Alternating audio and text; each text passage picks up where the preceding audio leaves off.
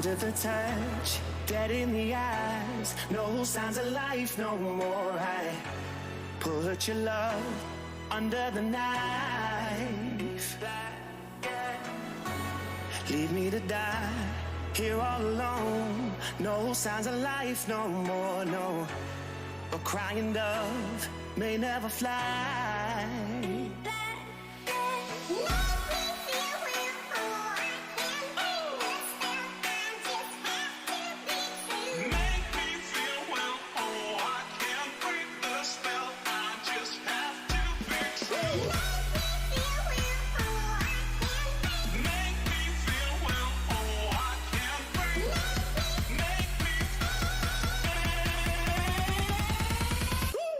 Black and white.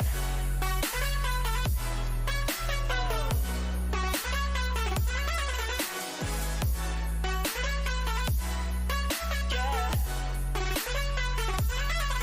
Black and white. Oh. Oh.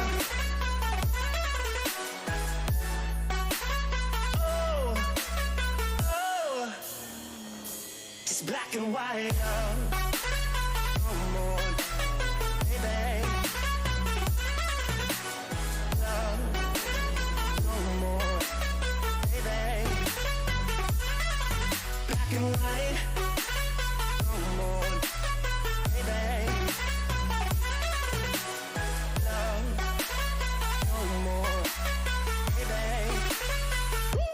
Black and white, just let me go. It's only right. For all I know, it's only matter. It's calico, it's black and white. White, white, white. Just let me go. It's only right. For all I know, it's only matter. It's calico, it's black and white. White, white, white.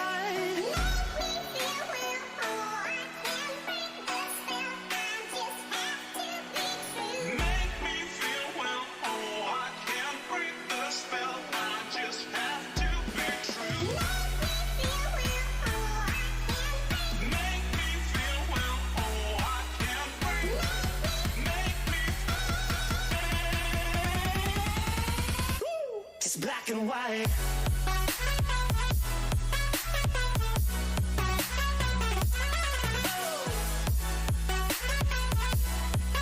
Yeah. Black and white. Oh. Oh. Oh. Oh. Just black and white.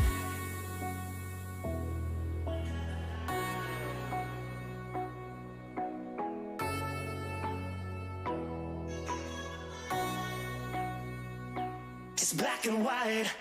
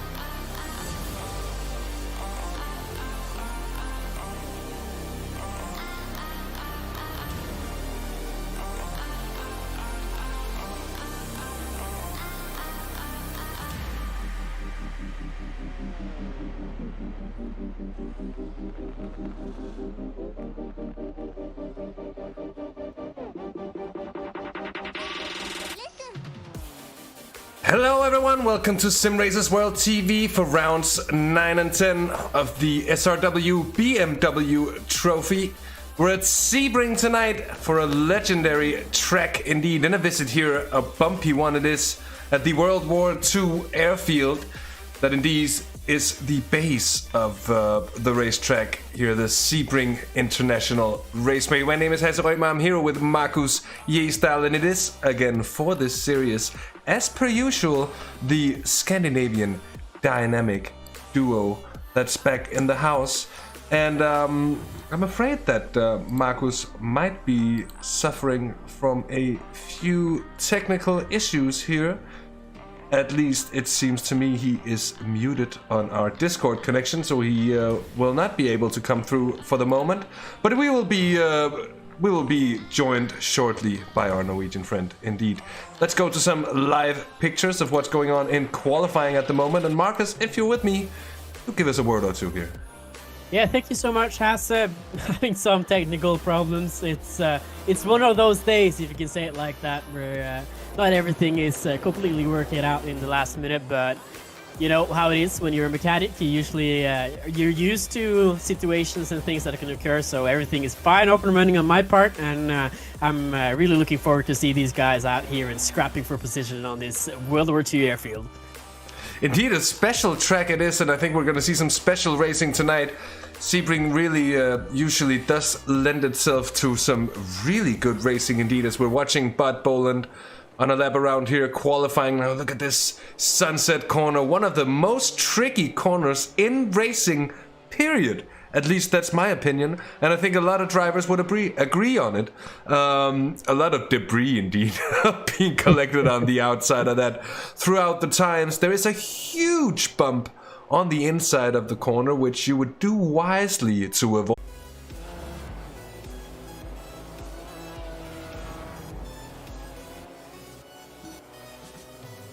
Sorry for a bit of a technical hiccup here on my part as well. I think my OBS just lost connection.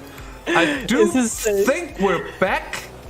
I think so too. I think so indeed, yeah. And I'm just gonna have a look on the live event quickly to see if it's actually running, and it seems like it is. I'm gonna take it that it is. I do apologize for these completely out of our control issues. I'm not even joking with that. It would be very much in my spirit to joke about with these things, but I'm actually not joking. I can't do much about connectivity issues. I will cross my fingers and say it very rarely happens to me. So let's just take this once as the one time it has to happen to everyone, and let's get on with these final minutes of qualifying, Markus, because Edward May, he's been a little off it, at least if we're comparing to the pace he was carrying over the opening couple of rounds here, and he's certainly back to that pace here for qualifying.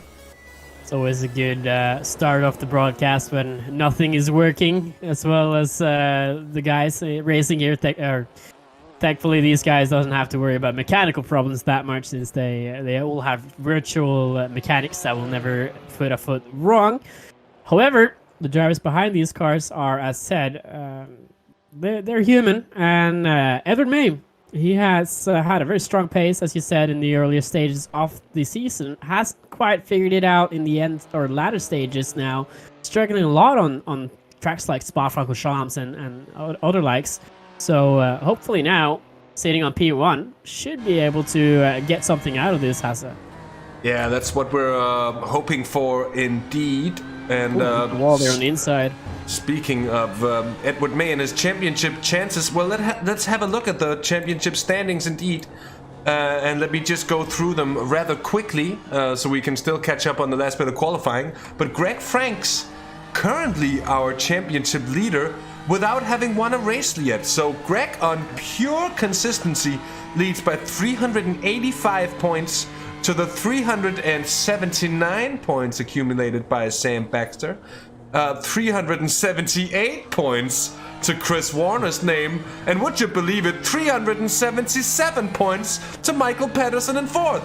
And Edward May in 5th place has 370 points, while Sepp Heber in 6th has 367. So quite incredibly so actually, here at the halfway point of the season, we still have 6 drivers, and Andrew Lovesey in 7th, 348. He's a bit of a way down. A lot of stuff has to go his way for him to make the top of the standings at the end. But 6 drivers that are still within a realistic shout of actually attaining the title here. I don't ever really recall having had a standings to a series such like that in my in my years of commentating, and that'd be 3 years or such by now. It may not sound like much, but it's a fair few races in the end, and all credit to the closeness and the competitiveness of this series here, Markus. Yeah, really exciting to see this championship table as well. Gregory Frank's now sitting in P8 in this qualifying, still being our championship leader after Spa. Had a dismal race weekend last week, or the last race, sorry, but try to get as much out of this one as he can. I reckon he has to be perfect though, because if he can't get these finishes, because now it's critical for him to try and get up there and finish high up on the podiums and at least in the top 5 to try and maintain that championship lead, because he doesn't have that many points to of a margin to the other guys behind him. So absolutely perfect weekends now for, I can't really say weekends, even though Saturday or Wednesday I say is called Small Saturday here in Norway. It's not really a weekend, but still he has to have good weeks here in order to secure the championship, Greg. Very much so, but his force has really been the consistency so far. He's had an ability not to end up in the worst of messes yet, and that means that he's been able to secure very consistent high points, though, as I said, without winning anything yet. By the way, of course, a warm welcome to everyone joining in on YouTube, on Facebook, and on Twitch as well here to Simracersworld TV. And a word of appraisal as well to our sponsor for this series, Abruzzi Racewear. You can find a link to their webpage in the description below. And last but not least, well, 2 minutes left of qualifying. It's Chris Warner now having taken provisional pole away from his Furious Sim Sports teammate Edward May. Michael Patterson, who had a really good few races there 2 weeks ago. He's in third at the moment.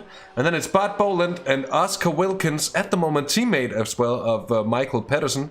He rounds off the top 5. Sam Baxter, Greg Franks, Andrew Lovesey and Jeremy the Boover rounds off the top 10 indeed. I think Michael Pedersen's drive at Spa 2 weeks ago was probably the best drive I've seen in this series so far. Really excited to see what he can do to Sebring, a track which is similar in many ways, considering the speeds that you'll carry on the straightaways, but it's very, very different in the asphalt and the bumps. And on the sim racing and iRacing lingo, it's been named the C bump instead of Sebring, because there's so many bumps on this track here, and even in real life, if you don't have a good suspension setup on your car, it will break the dampeners. Indeed, it's there are places on this track where you just learn to avoid, and where there is actually track, but you just don't go there because of the bumpy nature of what it is. And a corner like it's a track which is still very much trapped in time, if you could say it like that. It hasn't been a lot of changes on this track since it was opened back in the 40s, 50s. And it's got that character to it as well, where you have all these really, really nasty bumps and sometimes it's like that bump in Monaco, for those of you that are watching Formula 1. Sometimes you just have to get offline in order to actually get through a corner, and it makes for some interesting racing sometimes. Interesting indeed. A new livery for one of the Holy Cow racing cars here of Mark Lewis, the bronze driver, currently in 17th place, as I think the qualifying session is just about to take over. Yep, looking good for Warner now. And it's looking really good indeed. Let's see here, Michael Pedersen. He is on a flying lap indeed, but I'm not really able to see any of the sector times for some reason at the moment. So to me, it's a little bit of a mystery what kind of a lap time Michael Pedersen is on here as he rounds the final corner.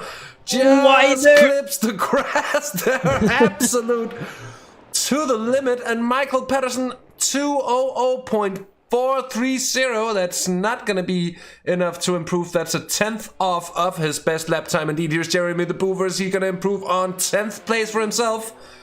He needs to better a 2:01.43. I'm surprised that Pedersen lap actually went through, because surely that would have been an off track. Yeah, man, no, I think it's very much possible to touch that grassy bit there on the outside without picking it up. It does take more than you would expect, but yeah, indeed, I think it would have lost him the time, maybe the time he needed. That was just 1/10 off, Markus. That could have been it indeed.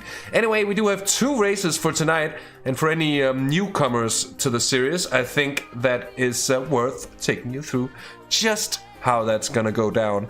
We have the sprint race coming up first, which is half an hour's worth of racing, no fast repairs, and an unlimited amount of fuel, which means in turn that the drivers will be able to complete the sprint race without making a pit stop.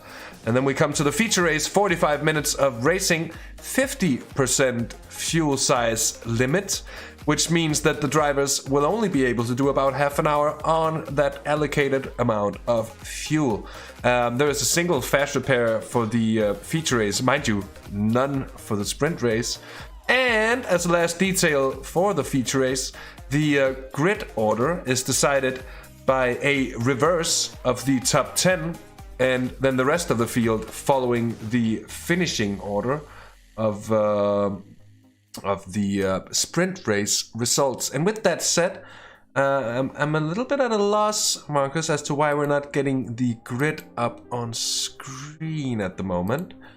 It's open qualifying, so it will end automatically as the time actually just finishes out, because there's a few drivers in the pits as of right now, which hasn't then proceeded to move forwards with the qualifying session, so that's why it's taking some time right now. So as we wait on final qualifying results to be confirmed, just casting our eyes back on the championship standings, Markus. Of those 6 drivers that are all in close contentions for the championship lead here, over the last 4 weeks of racing that we're going to have, who do you reckon is going to take the top spot? And I'm just going to let Markus answer, and then we're going to go to the grid that just came up on screen. I honestly don't even want to answer that. It's so wide open as of right now. It could be anyone's catch, honestly. Greg is looking really good, but he has to have perfect weekends, that said, and starting P8 is not going to really give him the best odds. Well, indeed, a cautious answer is often the expert's answer. Indeed. Chris Warner takes pole position, half a tenth ahead of Edward May, his teammate. Then Michael Pedersen takes 3rd ahead of Bud Boland, and the teammate of Pedersen in 5th place, that is Oscar Wilkins, just ahead of Seb Hebber in 6th. Sam Baxter and Greg Franks is on row 4. Then in 9th and 10th is Andrew Lofsey and Jeremy de Boever. Paul Gosling and Nelson Inacio is respectively 11th and 12th. Dirk Bresky in 13th place ahead of Luke Schneider. Then Sandro Ballesteros in 15th place. He's leading Philip Hopley, Mark Lewis, Bradley Brockes, who's 18th ahead of Stuart Musselwhite, Nils Manchanten, and in 21st place on the grid is James R. Hall. Smallest grid so far this season. 21 drivers then lining up on the back straightaway of this circuit. You can see them. Oh, we're gonna get a full pace lap here, actually. We're gonna have a lot. Oh no, I think it is, because this is the front straight by the looks of it. You have the last corner in the background, and then you have the Chevy side in the front here. But 5.8 kilometer long warm-up lap. That is plenty of time to speak about this track a little bit, because it is a legendary track by all means. Very popular by everyone who's watching sports car championships like the IMSA series and the FIA World Endurance Championship, which are the real series that usually visit here. There's a lot of local sports as well, which are driving on this track usually. And right now, we have these guys, SRW BMW Trophy series. This is probably the closest I've ever come to seeing DTM in iRacing, and I'm really enjoying this. This is what DTM should have been, in my opinion. Indeed, and Markus, I think this is what DTM might also become when looking at the future rule sets of our neighbors to the south. I was about to say, not entirely true on your part, but for my part it pretty much is. But the DTM certainly one of the best series ever pretty much in terms of racing. I think alongside the BTCC when it comes to the rubbing is racing approach to things as well, touring cars and GTs as well. But coming back to DTM and the future rules that are going to be applied to the DTM series, is that basically they are going to be souped up GT3 cars, more or less. And I think the idea of that is that it should be a little cheaper, a little less expensive, than to enter as it currently is. And hopefully they'll get some more manufacturers on board. It has been dry times indeed for DTM as a whole over the last few years, so I hope it's gonna come back to full force. Yeah, it's true what you're saying there. It's an attempt to cut budget a little bit for the teams. These old DTM cars that you used to see were very expensive to build, full-on carbon bodies. Basically, the closest thing you'd come to a Formula 1 with a top or with a roof on its head, and two-seater basically without a seat. So one of the coolest race cars in the world, I think. It's sad to see the old regulations go, but if you can get a good championship going again, that would be fine. Also, speaking of German racing as a whole, do you know which track we're going to be at in 2 weeks?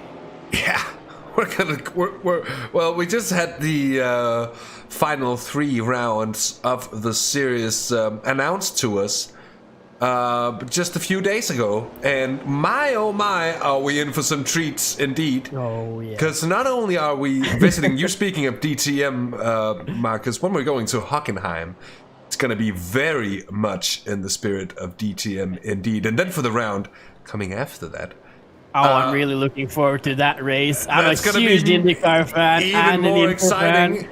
We're going. Can you get it? We're going to Long Beach, ladies and gents, and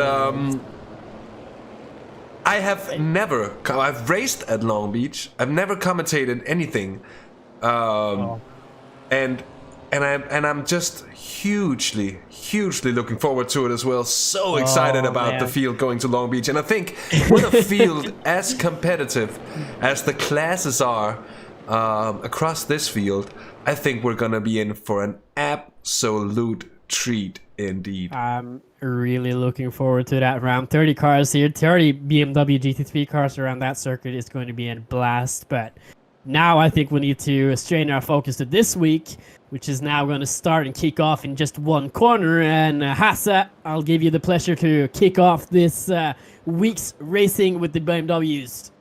So it's Furious Sim Sports, the 75 and 107s of Chris Warner and Edward May. It's Chris Warner check up there. On the left, Edward May on the right, and he's gone early, and that might have set up his teammate. Look at that! Michael Patterson has passed already from the early start there. It's up into second place. And all behind is kicking off here as everybody's going to be scrambling to get into turn 1. Look at this, 2 wide. Sam Baxter is trying to go around all the way around Oscar Wilkins, and I think he's managed to do so just about. And the entirety of the field coming down, thundering down towards Christensen, and a tricky section that follows right, left, and then left again here.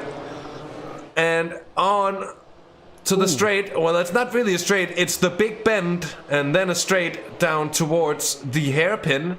And a tricky one indeed, big braking zone, and a good opportunity for overtaking. Let's see down here, I think it's the Boover. It is indeed on the tail of Greg Franks here, Markus. Yeah, I really need to be careful not to blow the first braking spot here on cold tires. It's a very deceiving corner, to say the least. You get in there and you think you can brake very late to it, but that corner comes up very quickly on you exactly after you started the braking. And on iRacing, there's a weird thing with this track as well. If you blow the braking spot and take the long road, you'll actually get a time penalty for going in a shorter cut by iRacing logic. Not always logic by iRacing means, but if you blow your braking spot, just take it easy, because you probably lost at least 3 or 4 positions by then. Yeah, indeed, and there's also another thing with that very braking zone.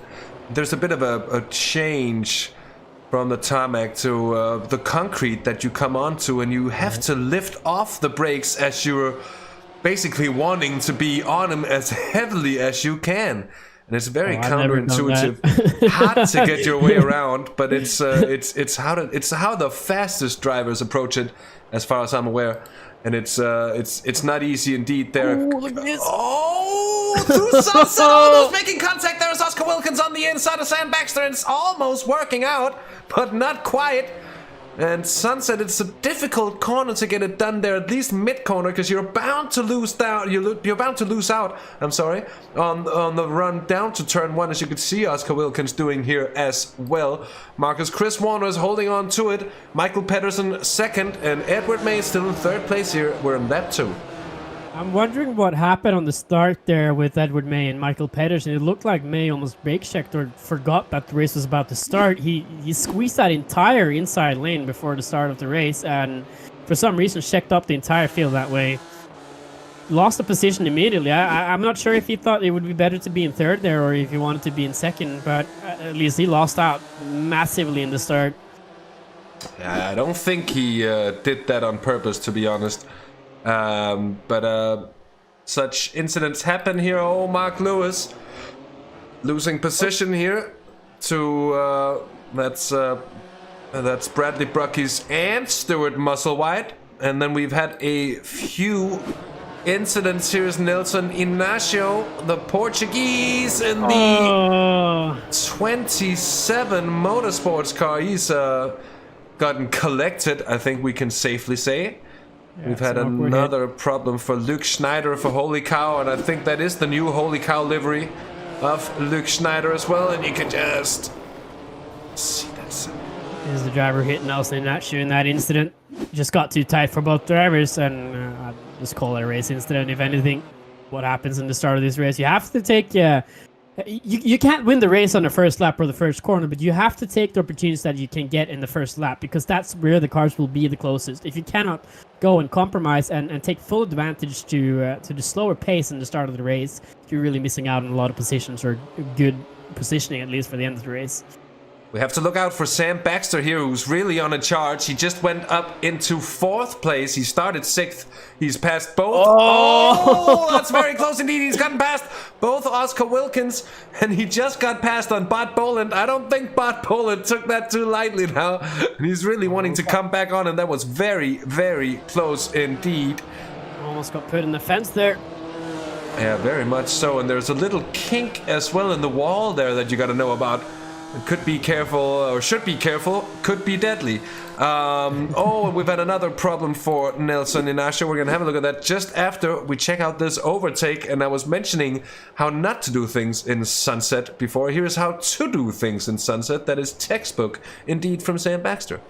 This is the hardest corner in racing, I think. I can't, on top of my head, think of any corners that are harder than Sunset, but... As we see, the spin of Nelson Ignacio, and that's an odd one. He touches the 104, and the 104 spins around and gets caught into Nelson Ignacio again, and they hit each other again, at least 3 times there, and that's Niels Manschatten that was caught in that. Indeed. Nelson catching him then, and the re-wing hooking. I'm afraid it won't allow us to really catch that from... further before, which is a bit of a shame here, but we'll go back to the lead battle because it is still hot up here as Chris Warner still leads Michael Pedersen, but he hasn't been able to really pull away from the Dane, and we'll see just how that develops now down here. Seb Haberer now wants to get a better run at Oscar Wilkins. Standing on the inside there, Wilkins. Seb is hanging on the outside. Good point on Warner, by the way, Hasse. 2 minutes and 74 on his last lap time, and that's considerably faster than everyone in the bottom split or in the midfield of this race. But they're very, very close in time, the first to third place there. Now Chris is the slowest of the 3. So this is looking very good for Edward May. He had a bad start for this race, but he will have opportunities if he can keep the pace up here for sure. We have the pass on Philip Hopley by Stuart Musselwhite. As we go back again live here with the action. Sebastian Herber, who's then chasing on Oscar Wilkins. Oscar, who was a little faster than him last lap. So good fights throughout this entire field here, Hasse. Yeah, very much so. It is hasn't spread out too quickly, we have to say. We're on to 7 minutes of racing. And look at this. Chris Warner is he's certainly not able to pull away from Michael Pedersen at the moment. To be fair, Michael Pedersen seems to be comfortably closing the gap every time he gets the chance to go close. But Edward May, less than a second behind his teammate as well. Now look at this, it's less than 2 tenths. Pedersen is really on the bumper of Chris Warner here. And I think the Dane is sitting on a bit of an advantage here pace-wise, and he's really able to translate it to anything other than pressure. Of course, you know how it is with these very close races, Markus. It can end in tears if they're not careful here. Battle of the Titans here from first to second, or to third, I mean. This is really exciting stuff here. I think Edward is just watching this on and waiting for his opportunity. These guys are hard racers through and throughout. And knowing Michael Pedersen, he's an aggressive driver, but he's calculated as well. The same with Chris Warner. Both of them have made risky passes. And look at Michael Pedersen as he's checking up on the inside there, showing himself in the side mirror off the 75. This is an amazing battle we have in our hands as Edward actually hits the wall on the inside there on Sunset. I think he might have gotten away with a 0x. Here comes Michael Pedersen. I think he's going to be on the outside for turn 1, but it's a possibility indeed that you could do it here. He's got a big overhang on. He's trying to stick it in. Oh, Pedersen, I think he's passed. He's going to get a good run. Yes, he is. Cover inside. He needs to cover inside immediately, and he does that perfectly. 75 isn't able to get anything here. Actually blocks him on the apex here. This is opening up opportunities for the 107 as well. Yeah, very much so. Ladies and gents, have a look at this. Michael Pedersen for the race lead. We'll go on board. Oh, that won't tell us much, won't it? Just have a look at it. Beautiful. It keeps it around the outside. He has that wider line and doesn't use as much of the tires as Chris Warner does, which is making him have a little bit more speed throughout that corner. As Chris has to take a much tighter line and also compromising his speed, which is advantage to our Danish friend immediately. But this is really opening up the chances for Edward May as well. He can take full advantage of this, but he has to get closer to Chris in order to actually make anything happen there for the second place. Yeah, very much so. Oscar Wilkins still trying to get the better of Bud Boland. Sam Baxter got past both of them, but he hasn't been able to run away from him. Oh, Oscar Wilkins there on the outside of Tower. And that's such an easy one to make as well. A mistake, that is. The next right-hander here, tricky and feared by many, a place where people can so easily lose the rear end. Gendebjørn is. And then Le Mans, which is a challenge all in its own. And you see the drivers going all the way to the concrete on the entrance of the corner, just to ease the line through a little bit, and then take all of that outside curb as well, and then the long run down to Sunset. It's the best part of this track, honestly. Getting over the curbs, climbing over it, and hoping that you'll have grip. I love the excitement that you get throughout that corner every single time you pass it. Oh, and Greg Franks just got passed on Andrew Lovesey, who did get passed on Franks earlier. Now, Greg Franks, championship leader, not in a particularly good situation here, it has to be said. 8th place, still running with the gold drivers, but it's by no means perfect. Now, race leader Michael Pedersen, he's got 2 Fury Sim Sports cars to contend with, and it looks like Edward May is picking up the pace here. He did touch the wall a little bit not too long ago, Markus, but I think he just about got away with that. We saw him picking up the damage, but as you know, sometimes in iRacing it will pop back out again if what we saw was deemed to be too much, I think even is what the sim calculates it as. And it might just have been that kind of 0x contact. I am a guy that loves staying close to the wall. Every time that you see me race on iRacing, you'll see me being at least a millimeter off the wall, not more than that. And I love it. I love getting close to the wall. I don't mind them at all. But seeing other people do that and actually touching the wall, it always freaks me out. I thought that was going to be a broken tolling for the 107 there, but managed to get through it fine. And as you pointed it out, I think it also managed to get past that without any damages to the car. But speaking of racing as well, I think we're in the constant racing stage of this first heat, if we can call that, the first race of 30 minutes. Kind of just saving your equipment a little bit, saving tires, saving fuel, trying not to use as much of the car as you can, just to try and conserve what you have until the end of this race. So I think we'll see some calmness in this, guys, but if Chris Warner sees an opportunity, he's going to go right for it. Yeah, I think for at least the last 5 minutes, if not more, and of course any mistakes will be punished as well, with just a few tenths separating these cars, but they are very close indeed. That looked a little better for Chris there a second ago. Looked like he hit that apex on the exit a lot better than Michael Pedersen, but he didn't get that good run down towards turn 1. We're basically inside the wall. They're almost immersion braking, and that just goes to show how close Chris Warner likes to get as well. He's faster too. He's faster than Michael Pedersen with a few hundredths of a second. But do you think Michael Pedersen went a little too hard early on his tires? He might be paying the price here already. Because if you're overdriving the car, Markus, and I think you would know this as well, I suppose it wouldn't take much to really get that kind of a drop in performance. No, the problem with these tires in iRacing is that you will overcook them very easily if you start pushing them too hard, especially with the ABS. If you start mashing the brake pedal 100% every single braking zone, you will absolutely overheat the tires. And in iRacing, it's so hard to try and get that temp down a little bit, and it will be performance weakening immediately. And but I don't think this is a problem for Michael Pedersen. I honestly just think that the reason why he's not able to really pull away, because we saw the same thing with Chris Warner in the opening stages of this race, I think it's mainly down to slipstream. This track is so fast with these GT3 cars. That could be a good point indeed. Oh, as he gets very close here, and Gendebien as well. And now from Le Mans, it's all about the exit. Here you can see Edward May just trying to line it up. And I think he's gotten a good run as well here. And indeed, he's gaining on both the cars ahead. Will he be gaining enough? That's a whole different ballpark. Pedersen with the late entrance here to Sunset. He's setting it up. Oh, setting it up for a good exit. But look at Chris Warner here. Oh, there goes May. Edward May. No. Oh, and he's got to be careful here. He's got to be really careful here indeed. Greg Franks passing him there as well. Championship leader. No complications for him. Extra spot for our championship leader. Oh, that was awkward. I saw him go wide in the entrance of Sunset there, and then going wide again on the exit, hitting that grass just a little bit. Absolutely annihilating what he had left of that BMW. Such a shame to see Edward May end his weekend like that, or this week like that.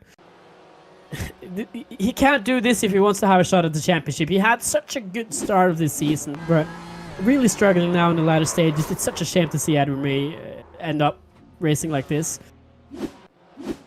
Yeah, very much so. He's gone directly to the pits, which means that his race is most likely going to be over.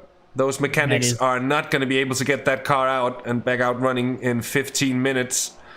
So it's going to be a terrible round indeed for Edwin, and he's going to be back for the feature race, but in a hurtful place, I'm afraid, because he's going to be starting from last, more or less at least, on the grid. He's going to have to make his way through, and that's going to be chaotic indeed. That's one part of the trio, 2 left standing here. Michael Pedersen still leading Chris Warner. Sam Baxter taken 3rd. As his teammate went off. Bud Boland now in 4th, and Oscar Wilkins, of course, as a result of that, up into 5th as well. And look at Bud Boland here catching up to Sam Baxter. Yeah, I'm sorry for the pun here, but I'm betting Edward May is furious right now. That is such a dumb mistake to make, and he knows it too. It's the last mistake you want to do in iRacing, and such a shame to see this as he is as well. He had such a massive amount of damage on his car and blew the engine as well. He has to get perfect 3 rounds now. Hockenheim, Long Beach, and the last round, which is going to be Circuit de Barcelona. I'm not very good Spanish speaking, as we see Sam Baxter losing a position to Bud Boland here. But back again to Ed May. He has to have 3 perfect weekends now. He does. He does indeed. And it's going to be a tough one, but the thing is that so far with this series, it's been very back and forth with which of the top drivers have been having their success, so to say, in through the different rounds. from sprint race to feature race as well, which is also why Greg Franks has been doing so well, because he's been steadily picking up those points. But Michael Pedersen, Chris Warner as well, those two could be very, very serious bids for the championship lead. And Markus, we spoke to Michael 2 weeks ago, and he said that he had taken steps to change his approach ever so slightly, and to I think he to tone it down a little bit, basically, and to take a little bit more cautious approach, especially on the opening laps. And as we can see so far, it really seems to have paid off for him. Excuse me for that sound. It was me having a little cough moment there, but it's a good point that you're making there, Hasse. I've seen him race in the Danish Porsche Cup series as well, and I've been a photographer for that series as well, getting some footages for promotional videos and etc. But that also means I've seen through every replay of the series. And I can say that Michael Pedersen, as a driver, he's progressed a lot since the start of that season. And it's also showing here the maturity in his drive and the way that he places his car. It's still aggressive and calculated in some ways, but if he had been having the same style as he had a few months ago, I don't think he would have been in this position as he is right now.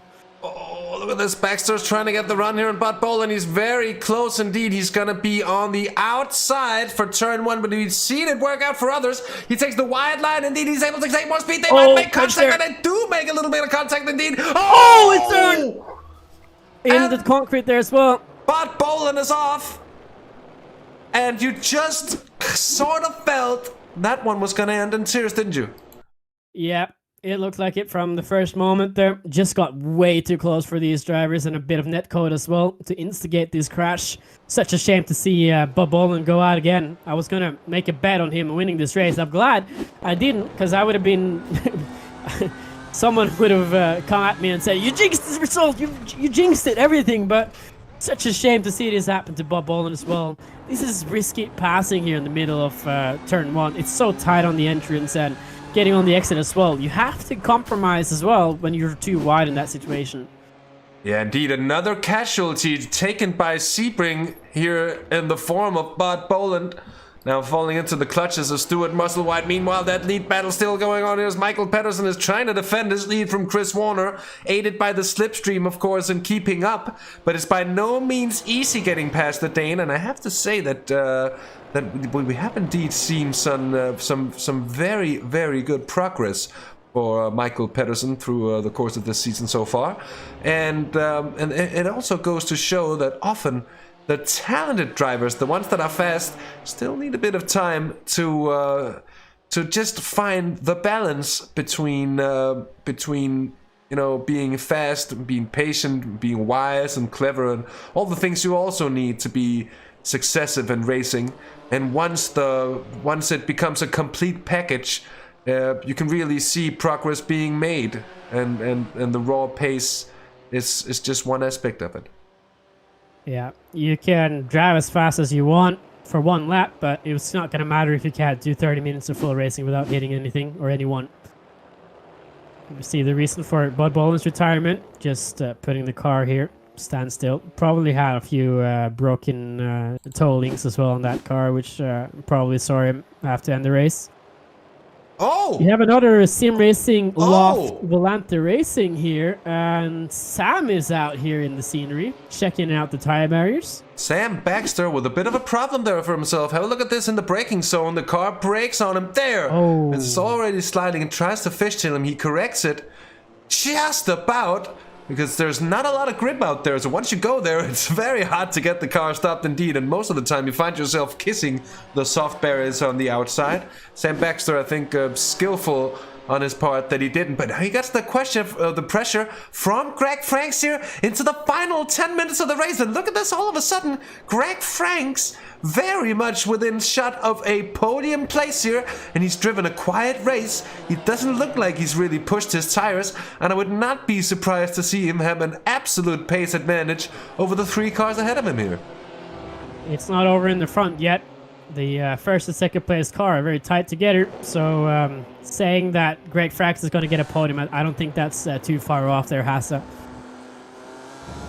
anything can happen between these two guys. We've already seen it in this race, and also it's worth mentioning this is the smallest squid we've had so far in the series, and we both know the drama doesn't happen before race number 2. So I'm really looking forward to seeing how that's going to work out, as it looks like Michael misses his marks a little bit there. That's his line. We've seen it before. He takes a little bit of a wider entrance to Sunset, and it seems to aid him as well on the exit here as he pulls away from Chris Warner and effectively defending himself into turn 1, which is a nice thing to do, because turn 1, as we saw not too long ago, isn't really the place you want to have them battles, is it here? Greg Franks is now closing in. He's in 6th place, but he's closing in on everyone in front, especially Sam Baxter, and he's doing so rather quickly now. It's within 0.2 of a second. We might see the move materialize very soon indeed. It's a good point there regarding the first and second runners as well. I think if Chris wants to do anything, that move has to come very, very soon. We're getting close to the end of this race. Greg Franks, P6 now, our championship leader.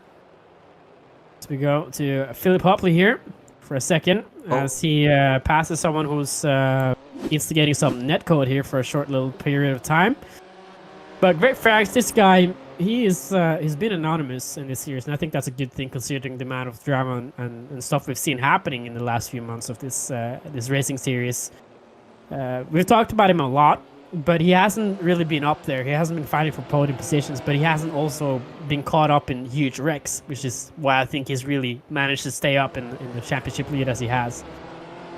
He's taking the Alan Prost approach to things, at least the Alan Prost later in his career approach to things, and I've been sort of a professor around things, and he knows how to pick up the points where they're available, and he's done a really good job so far, to be honest, and we'll just have to see what he can pull out of the hat here over the last 6 minutes of this race. Is that that's Sam Baxter up ahead? No, that's well, it's not Warner either, but someone was getting really close here. I think Chris Warner indeed getting close. That's down to 0.2 now. And something happened in Sunset there with Pedersen. Tires are getting worn out as we're getting to the latter stage of this race. You can't switch tires. Oh, very hard on the defensive here as we switch back to the Dane. Michael Pedersen, they're throwing the car on the inside, right in the braking spot, and everybody that races, they hate that move. That's one sure way to get your race ended. yeah, indeed, that's a little bit of a naughty one, but as long as you don't actively move in the braking zone, it's hardly anything more than a nuisance for the car behind. Will be a little bit of a dangerous one. Still, Chris Warner not able to find his way through, and Stuart Musselwhite, I'm afraid, has had a bit of an issue here. I was gonna say he's had a huge shot. What? That must have been hardware failure. Surely must have. The car doesn't usually jiggle that hard. Yeah, you can see the wheel turn all of a sudden, but he also tries to correct it. Actually, I would actually go as far out of a stretch and say that something happened, not with his wheel, but maybe somebody touched it and came close to it, or maybe he was checking something out and accidentally touched the wheel and then turned the car into the wall. Usually when there's a hardware failure, the car will just go one way immediately. For example, just one way to the right, and then it will stay locked there. The that was a car very odd crash. It was very dynamic indeed, and they just tried to save it. Oh, look at the snake of cars in behind, battling for third place as well. So we have the two leaders here into the final 4 minutes of this race, still battling it away for the lead. But in behind, everything to play for here is Oscar Wilkins, leads Seb Hepper, Sam Baxter, Greg Franks, and Andrew Lovesey, who, by the way, is the silver leader still by a comfortable margin. Still problem for Philip Hopley, I'm afraid, and that I have to say though, Chris really just asked 2 laps here to make something happen if he wants to get that first place. Very much true, and he's tried finding the space, but he hasn't really been able to. So far, at least, Michael Pedersen Has been successful in defending his lead. And time is running out. It's working in favor of the Dane. But pressure is on. Pressure is on. And we'll have to see if he can cope with it here as into the hairpin they go. Of course, Michael Pedersen knowing that it's all about the apexes and exits for him. So if he can even stall Chris Warner just a little bit on the apex of the corners and then launch out of him himself, he'll be able to defend himself just that little bit better into the next one. Yeah, I think he's eyeing up Michael Pedersen right now, trying to find out where his weaknesses are. And we've seen it in turn 2 already, where he had to go hard on the defensive, and I think Chris Warner also seen that. So I think he knows where he's a lot stronger than Michael as of right now, but he just has to compromise on it and try and make the best out of the weaknesses for Michael Pedersen. Back then to third position, Oscar Lukens then pulling away a little bit from Seb Herber. We've got Greg Franks and P6 here looking very good for this race. Climbing the curb here on the inside, getting as much turn in the car as possible. This is a car which is a lot harder to turn than a lot of other GT3 cars, in my opinion, with the front engine. It doesn't have that natural want or wish to oversteer as much as the Ferraris and Audis and Lamborghinis. It's true, but it does have, having driven it quite a bit as well, I think it does have a great balance to it in the end.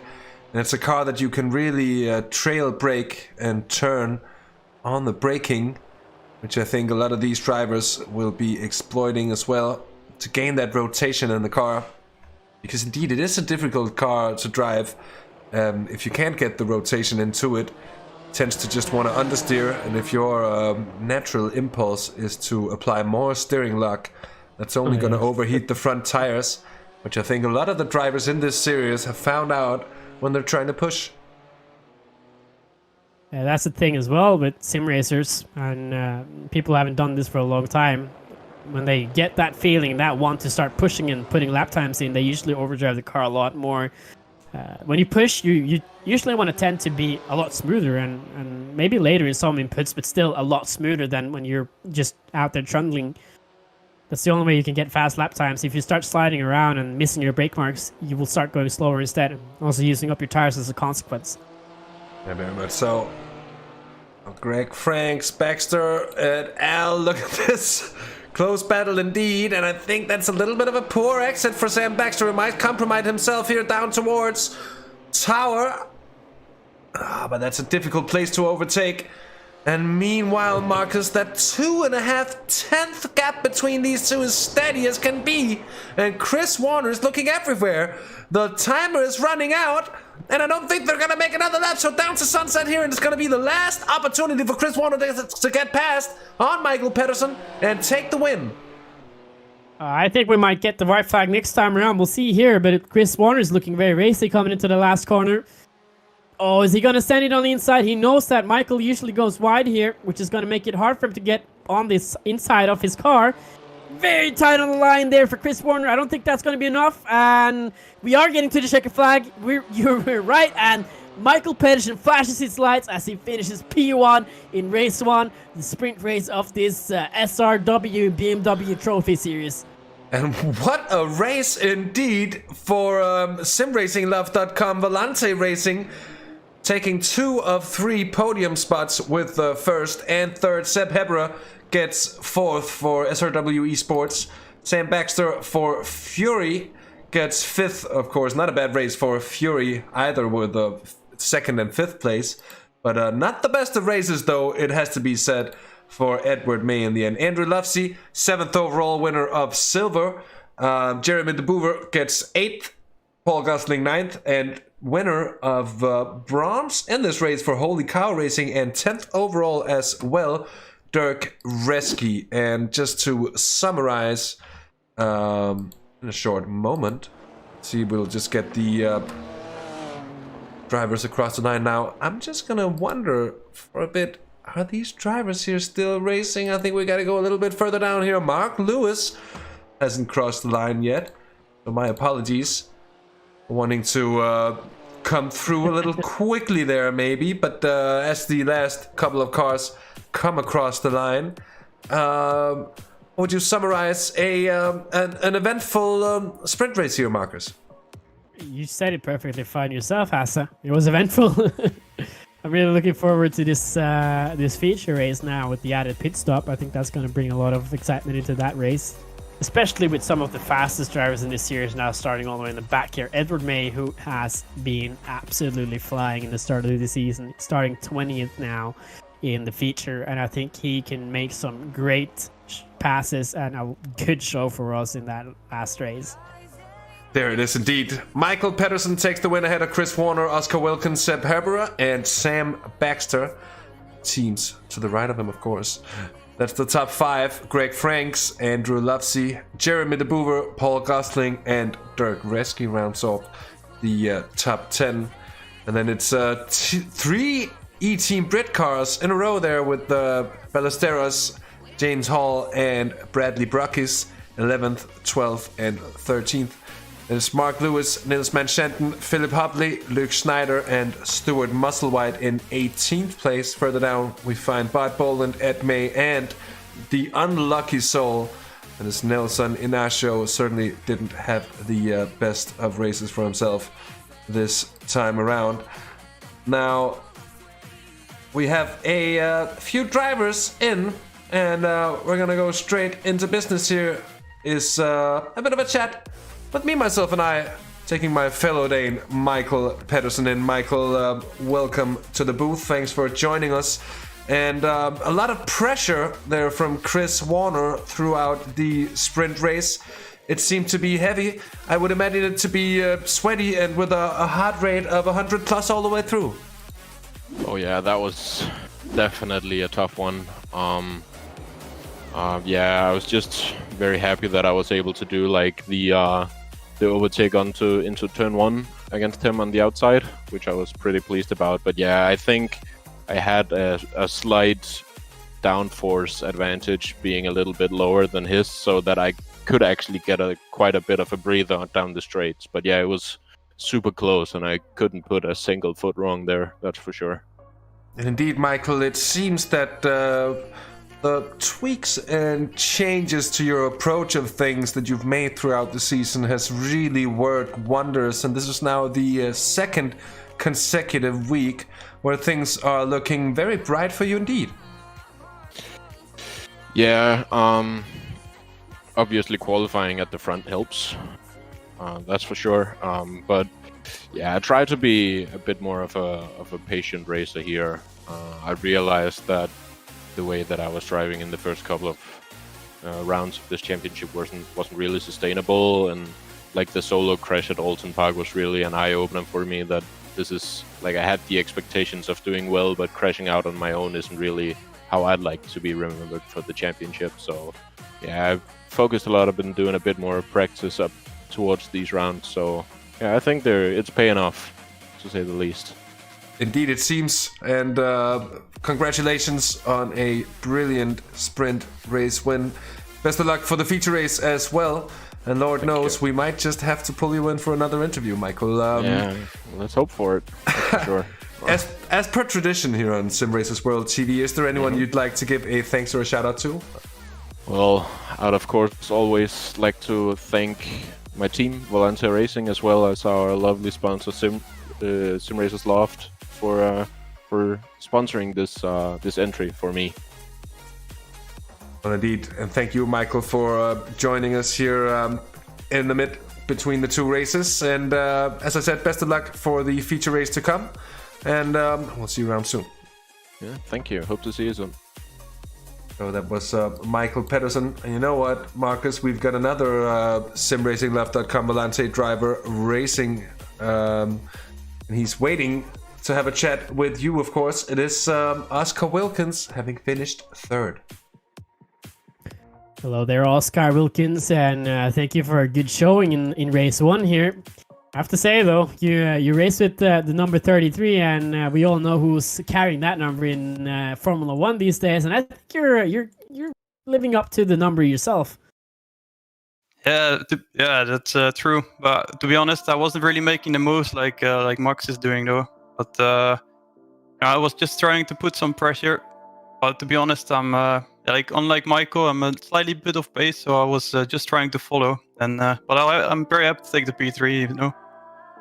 Still, though, if you're off the pace or not, it's not really about how fast you are, but where you finish. And considering the problems for the guys up front there in front of you, finishing P3 is not bad at all, even though you just managed to gain 2 spots after this race.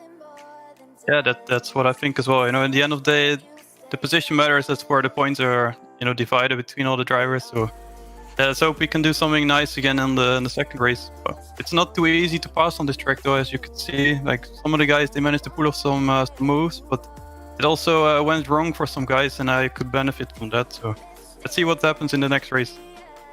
Talk us or tell us a little bit about what it's like to be on this grid right now for BMW Trophy Series. This track is very notorious for the bumps, and I can't imagine it being a lot easier in these GT3 cars even.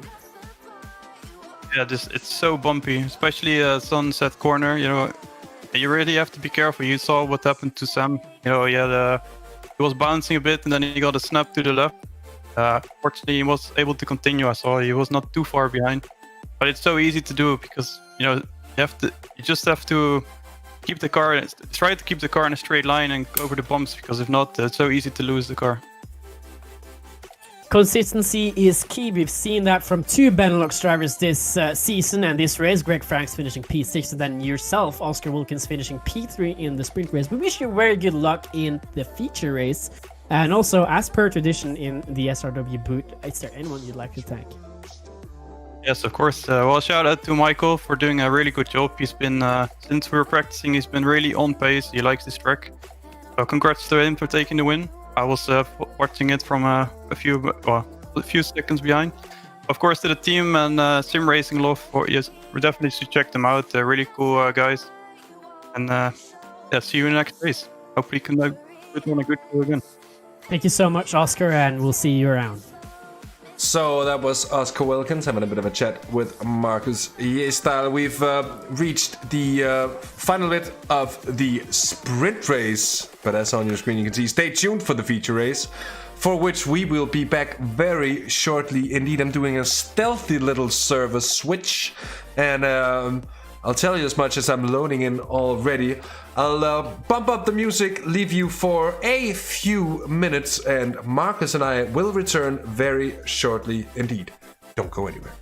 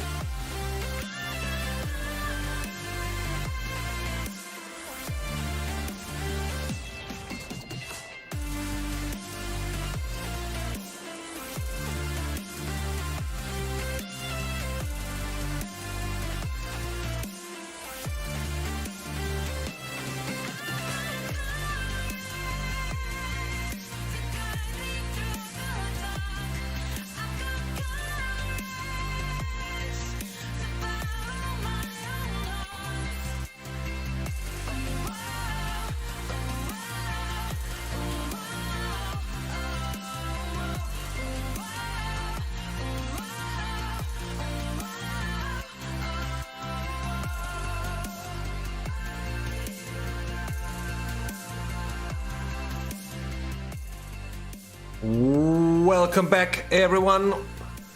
We're back for the feature race. Indeed, just a few minutes away as the drivers are on track, getting a few laps in between the two races. And what a race it was on the sprint race. Plenty of action, as we can see. Not the easiest of place to race here at Sebring. A few epic overtakes and a few attempts that did indeed end in tears. Let's hope we don't have too much ending in tears here for the feature race as well, Markus. Yeah, there are some really, really good passing opportunities and passing spots on this track here, and it's really showing. This is one of them. This hard braking zone into turn, is it turn 5, I think? But it all depends on how good of a run you get in the corners prior to that, if you can actually hag on the guy all the way down into the braking zone. And we saw the problem from Chris Warner and Michael Pedersen time and time again. Chris wasn't able to ever find a good opportunity to really get past or even alongside of Michael Pedersen. And as we've seen Michael Pedersen race before, it's really good. And he's going to be starting in P10 now for this race, and we remember how that went for just 2 weeks ago. Very much so. Very much so. He went through the entirety of the field to pick up a double win, and it was impressive to watch, at the very least.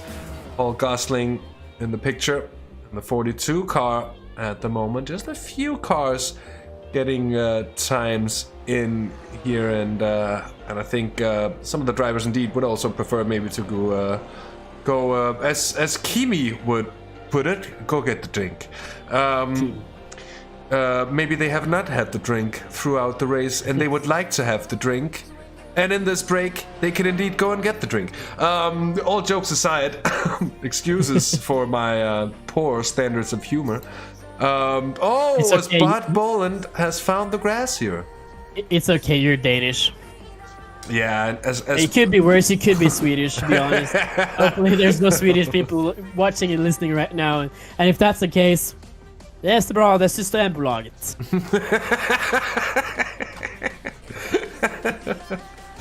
Oh, nothing like a bit of Scandinavian brotherhood here indeed. You can see Bart Boland finding the limits of the capabilities of the BMW M4 GT3 prototype, the base of this one-make series that has given us so much so far, Markus. Oh yeah, really looking forward to this feature race here with the added pit stop. Did speak a little bit about that earlier, but I think if usually in this series, the sprint race, it's wild, it's dramatic, things happen, people crash, all this usual stuff happens. It's an ordinary race, but for some reason, something always happens in the feature race. There's always something to talk about, and there's always something to look at and be completely in awe about.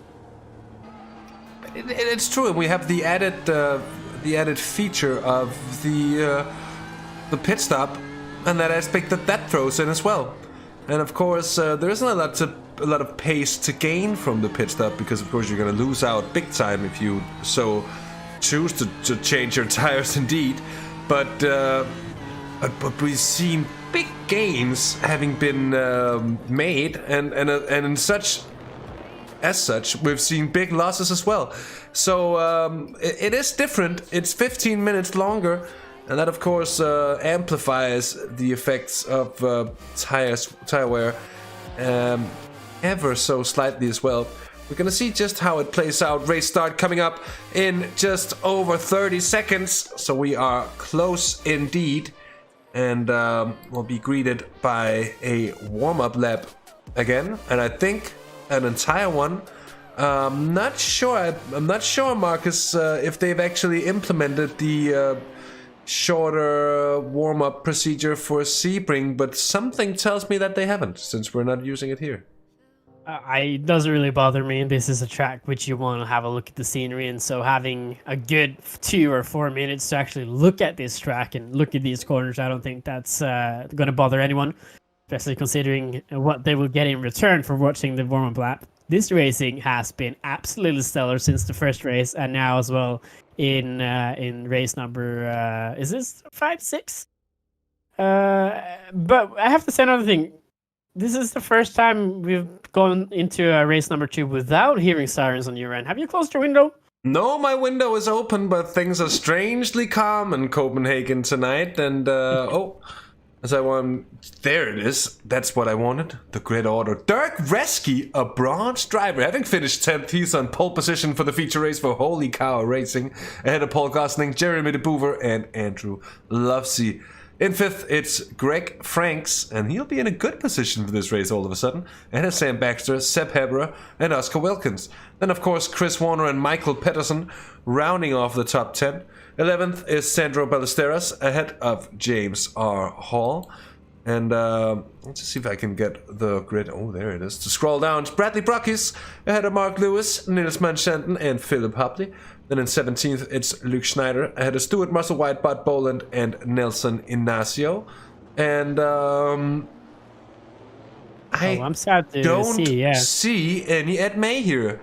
Yeah, he's gone. He's gone indeed. He's called it a night, and he is not gonna be starting from the back indeed. That's a bit anticlimactic. I was waiting for him to go through the field today. I'm sure he's a driver who's capable of doing such, and not seeing him on the grid for the second race here is a huge shame. Hopefully he's just having some connection hiccups and could probably start from the pit lane. And if you're watching the stream right now, Ed, get back in the car, get back in this race. It's not over yet. Just get in there. You know what to do.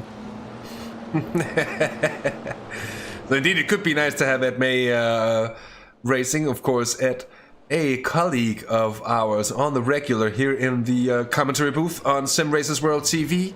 A fact that we try to downplay sometimes. I don't want to put too much focus on it, and of course, it's hard not putting focus on Ed. We don't want to put too much focus on Ed, but the fact is that he's been so strong in this series that it would be strange not to put focus on him as well. So. When he's good, when he's bad, well, he needs the focus, and for his merits, if you will, in this series, he has indeed deserved it. By the way, a warm welcome to everyone that has joined us since last time I gave a warm welcome. That was when we had the warm-up lap for the sprint race. Now, of course, it is the feature race, 45 minutes. About 30 liters of, not 30 liters, but 30 minutes worth of racing, fuel-wise in the tanks for the cars. It's for any regulars of iRacing, it's pretty much the VRS GT setup with 45 minutes of racing and a pit stop about half an hour into it. And a fast repair. And a fast repair, and that's a very good point indeed. That a lot of those drivers that might be involved in something which isn't race ending, they could be able to carry on, maybe not lose too much time before the pit stop round, and then come out clean with the fast repair and be able to charge late in the race. We've seen that happen before. We could very well see that again here. Always interesting to look out just for how it goes for the 99. Yeah, the drivers around 10th place. I have to say, we're gonna be keeping a woke eye upon those, because it's always interesting to see how the top runners get off here at the feature race. It's provided us with a lot of action, this format of having the top 10 start in reverse order. And with that said, a little bit of tire warming going on here, and you can understand the drivers can easily go wrong. The safety car is going to peel off to the right into the pit lane very shortly indeed, and as such we're going to have the feature race underway under direction of Dirk Reski. Paul Gosling, you mean? Or is it Dirk? It is Dirk Reski who goes here. It's a little the race confusing. hasn't even started yet. Well, the race has started now, Markus, and they're pretty much strung out into turn one here. Sam Baxter defending from Greg Franks, and I think he's actually taken that position. He very much has indeed. Then further on, oh, things are heating up there. And behind the trees, coming into appearance into Christensen, a bit of too wide action going on. That's one of the sim racers. Oh, That's the Sim Racing Loft Volante car of, I think that's Oscar Wilkins and Michael Pedersen sneaking through. Oh, it's Pedersen! Pedersen ahead of Wilkins, up into 8th place already, having taken 2 positions and he's trying for another one already.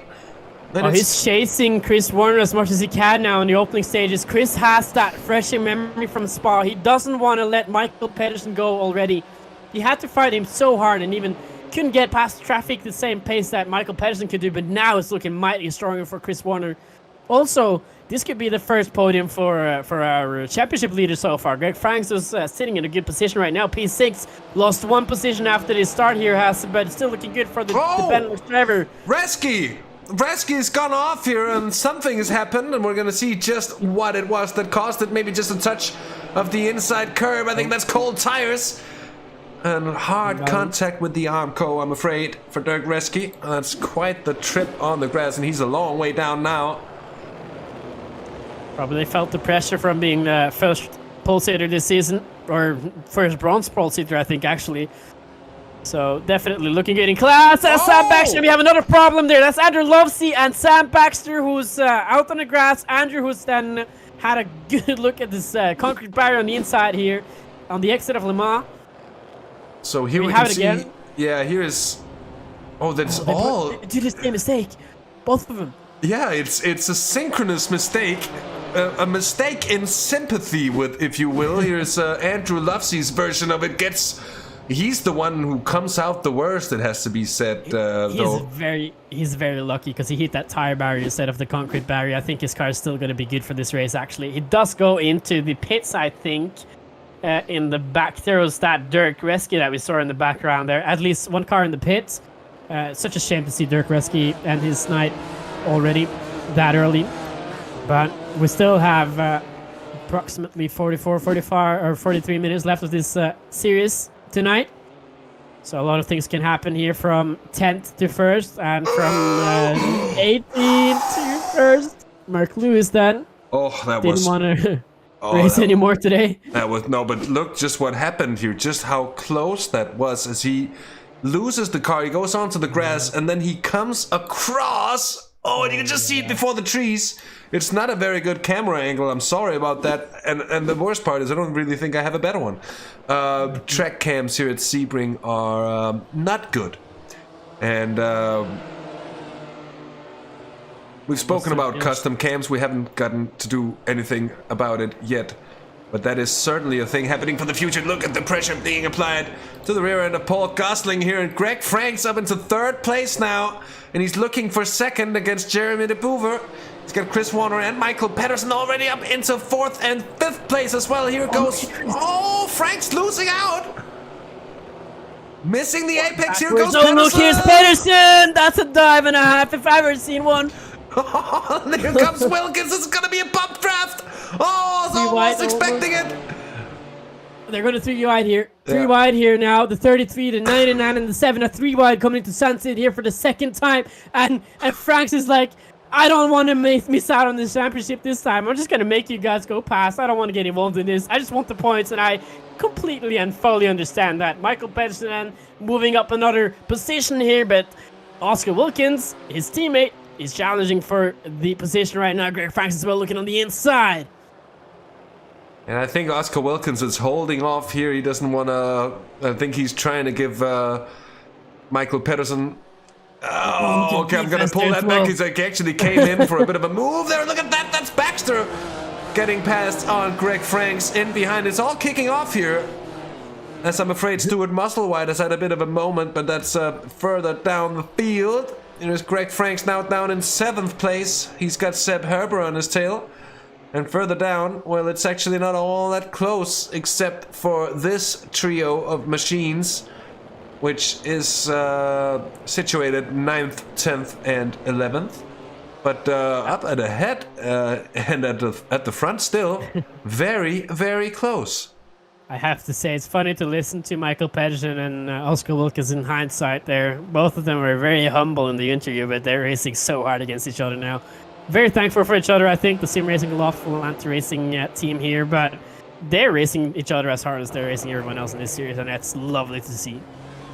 Yeah, indeed, and the racing has been just that. It's been hard, but not in the way that not in the way that it's been disrespectfully hard. And we've seen so many times where drivers have been bumping doors and training brakes. Oh, and up ahead, it's all going ahead. And look at that, that's Chris Warner going for the lead all of a sudden, and he's come through quickly. Indeed, he's trying to put the distance in between himself and Michael Pedersen, and he's doing just that. Paul Gosling on the grass, he's not going to be able to defend that, and Chris Warner, having made... Oh, Jeremy as well. Jeremy the Boover on the inside here. This is really opening up opportunities for everyone down into 4th place. Look at Pedersen goes as well. Oh, Pedersen gets him as well. As you said, into sunset there. Oscar Wilkins following along. This is getting really tight here for 2nd place. Jeremy now having to be defensive. And we're just going to have another look at this here on board with Michael Pedersen. Opportunistic, if Pedersen ever I've seen Boover. it. And he's passed on the Boover as well, so we're going to stay on board here with Michael Pedersen and just see how he resolves that situation down into turn 1. Sticks it onto the outside. It's the move. We've seen him pull it off before. There's not a lot of space, but he finds it and he goes in ahead. Beautiful move there by Pedersen to take 2nd. Textbook. That's the same thing I did on Chris Warner in the sprint race. Did it again on Jeremy the Boover. Boover, who is now leading the silver class as well, so technically still in the lead in this class. In P3 currently in the field. Oscar Wilkins as well, really showing his displeasure with his Benelux fellow driver. What a move that was from Michael Pedersen, though. That racing is just so good at this series here. I haven't seen another iRacing series that have had that good and clean racing in a long time, and it's really, really refreshing to look at. Yeah, very much so here. Riding by the exhaust pipe of Seb Herbera. And a very good view, well not now, but just a moment ago it was indeed a very good view of proceedings up ahead. And I think he does indeed have a panoramic view of the battles. Look at this, it's all going on! It's kicking off, I think that's Sam Baxter. And Jeremy de Boover is down in 5th place now. And indeed, Sam Baxter getting past. And I think if we take a look at the replay, it'll just be... I think that's a move made in desperation, just in trying to avoid him, and he just went up the inside, and it's not gonna been a nice move to be a part of, but sometimes those things do happen, and rather have it end that way than a big crash, ending all up in tears here. Greg Franks trying to get close to Paul Gosling, and the silver drivers are holding up well so far. We're 8 minutes into this race, and the minutes are indeed flying along here, as Seb Herbera is contemplating, I think, how to make his move up through this bunch. I think Chris Warner looked at the replay from 2 weeks ago. He took notes from that feature race from Michael Pedersen. We all remember it. He was caught out in traffic. And Spa is a track where you can make good passes. It's a track which, somebody crashed. Or was that somebody who just nudged the wall a little bit? And I think that's the 33 and 58 might maybe had some contact here. Let's see. Here we have it. Oh, he hits the inside wall there, the 33. Well heard, I want to say there, Markus. I take it that you heard the sound of Oscar Wilkins tapping the inside wall. It's something we see quite a lot there in turn 1 here at Sebring, and for Oscar, will be just hoping that he got away with it without any substantial damage to the car. And look at this here into the hairpin. It's Ballesteros and Bot Boland. Who's, I think, is he trying to make his way through the pack at the moment? Oh, he is, of course. Plus 8 on his timing here. And he's checking the inside. He wants to get the inside, but Sandro is blocking that. He doesn't want to leave a room for him. Get past there. Beautiful driving there from Sandro Ballesteros. The P2 in bronze at the moment. But again, I have to go back to the point I was trying to make with Chris Warner and Michael Pedersen. Pedersen made huge progress in the first 2 laps of the race 2 weeks ago. And Chris, he's also a very fast driver, but he couldn't make the same moves. He couldn't make the same progress as Michael was doing. So right now, this is absolutely critical for him to stay in first place. This is a much better place for him to be right now, especially considering the amount of time we still have remaining of this race. Very much so. As you can see, Oscar Wilkins is trying to get a run, and I think he's getting just that on Sam Baxter, who will have a very hard time defending it into sunset. They just about make space for one another. There's Baxter trying to hold out there on the outside, and I think he actually does so. That's incredible. And he left the inside for turn 1. but we've seen it before that it's possible to stick it around the outside as well. So maybe, just maybe, that's gonna be what's on the agenda of Oscar Wilkins. But no, he accepts it. He gets a much better exit there. Yeah, indeed, it's gonna be the cutback into Christensen. Oh, couldn't get far enough in the braking zone. Just about. Here as Franks is passed on Paul Gosling. Seb Herber is still behind. And we're going to have a look at just how that happened here. That looks textbook, though, into sunset early. And Paul Gosling having none of it with the H Motorsport machine. I'm sure if you had a BPM or a heart rate per minute on Gregor Franks, I think that will be right through the roof. You'd probably blow the measurement of that monitor. I think he's trying his best now to stay out of trouble. He's looking very good for this championship so far. Oh, look at this. Here goes Ballesteros on Luke Schneider. It's not traditionally a place to overtake unless you get a very good run. And I think Luke Schneider's exit from the corner before this, that's up at the hairpin, it must have been compromised somewhat. And that's Ballesteros claiming another position up into second place in bronze. He's chasing down James R. Hall, his teammate for E-Team Brit, who's basically right ahead. And right ahead would describe the relationship between Sam Baxter and Oscar Wilkins at the moment as well. Because they are very, very close indeed. Trying to break the draft here. There's 58 of Sam Baxter. Oscar Wilkins trying to get all the slipstream here, as well as Jeremy de Boer, the number 40 car leader in silver class. And this is looking good for Greg. If Oscar can get past, Sam is the closest man in the championship right now, right behind Greg Franks at the moment. So the further back that Sam Baxter can get, the harder it will be for him to try and manage the championship. Oh, somebody as well has been in a crash. There's been a crash there. Mark Lewis has gone into the wall. T1. And it's the same problem that I've been seeing from a lot of drivers in this race. Maybe the heavier fuel load is making the car more oversteery in the rear end, on the exit of these corners. It's a good point, but I just don't think that it's the problem that they're looking at, Marcus, because thinking about it, they did 30 minutes of running for the race before this one, and they're going to be doing 30 minutes of running with the fuel load here for the feature race as well.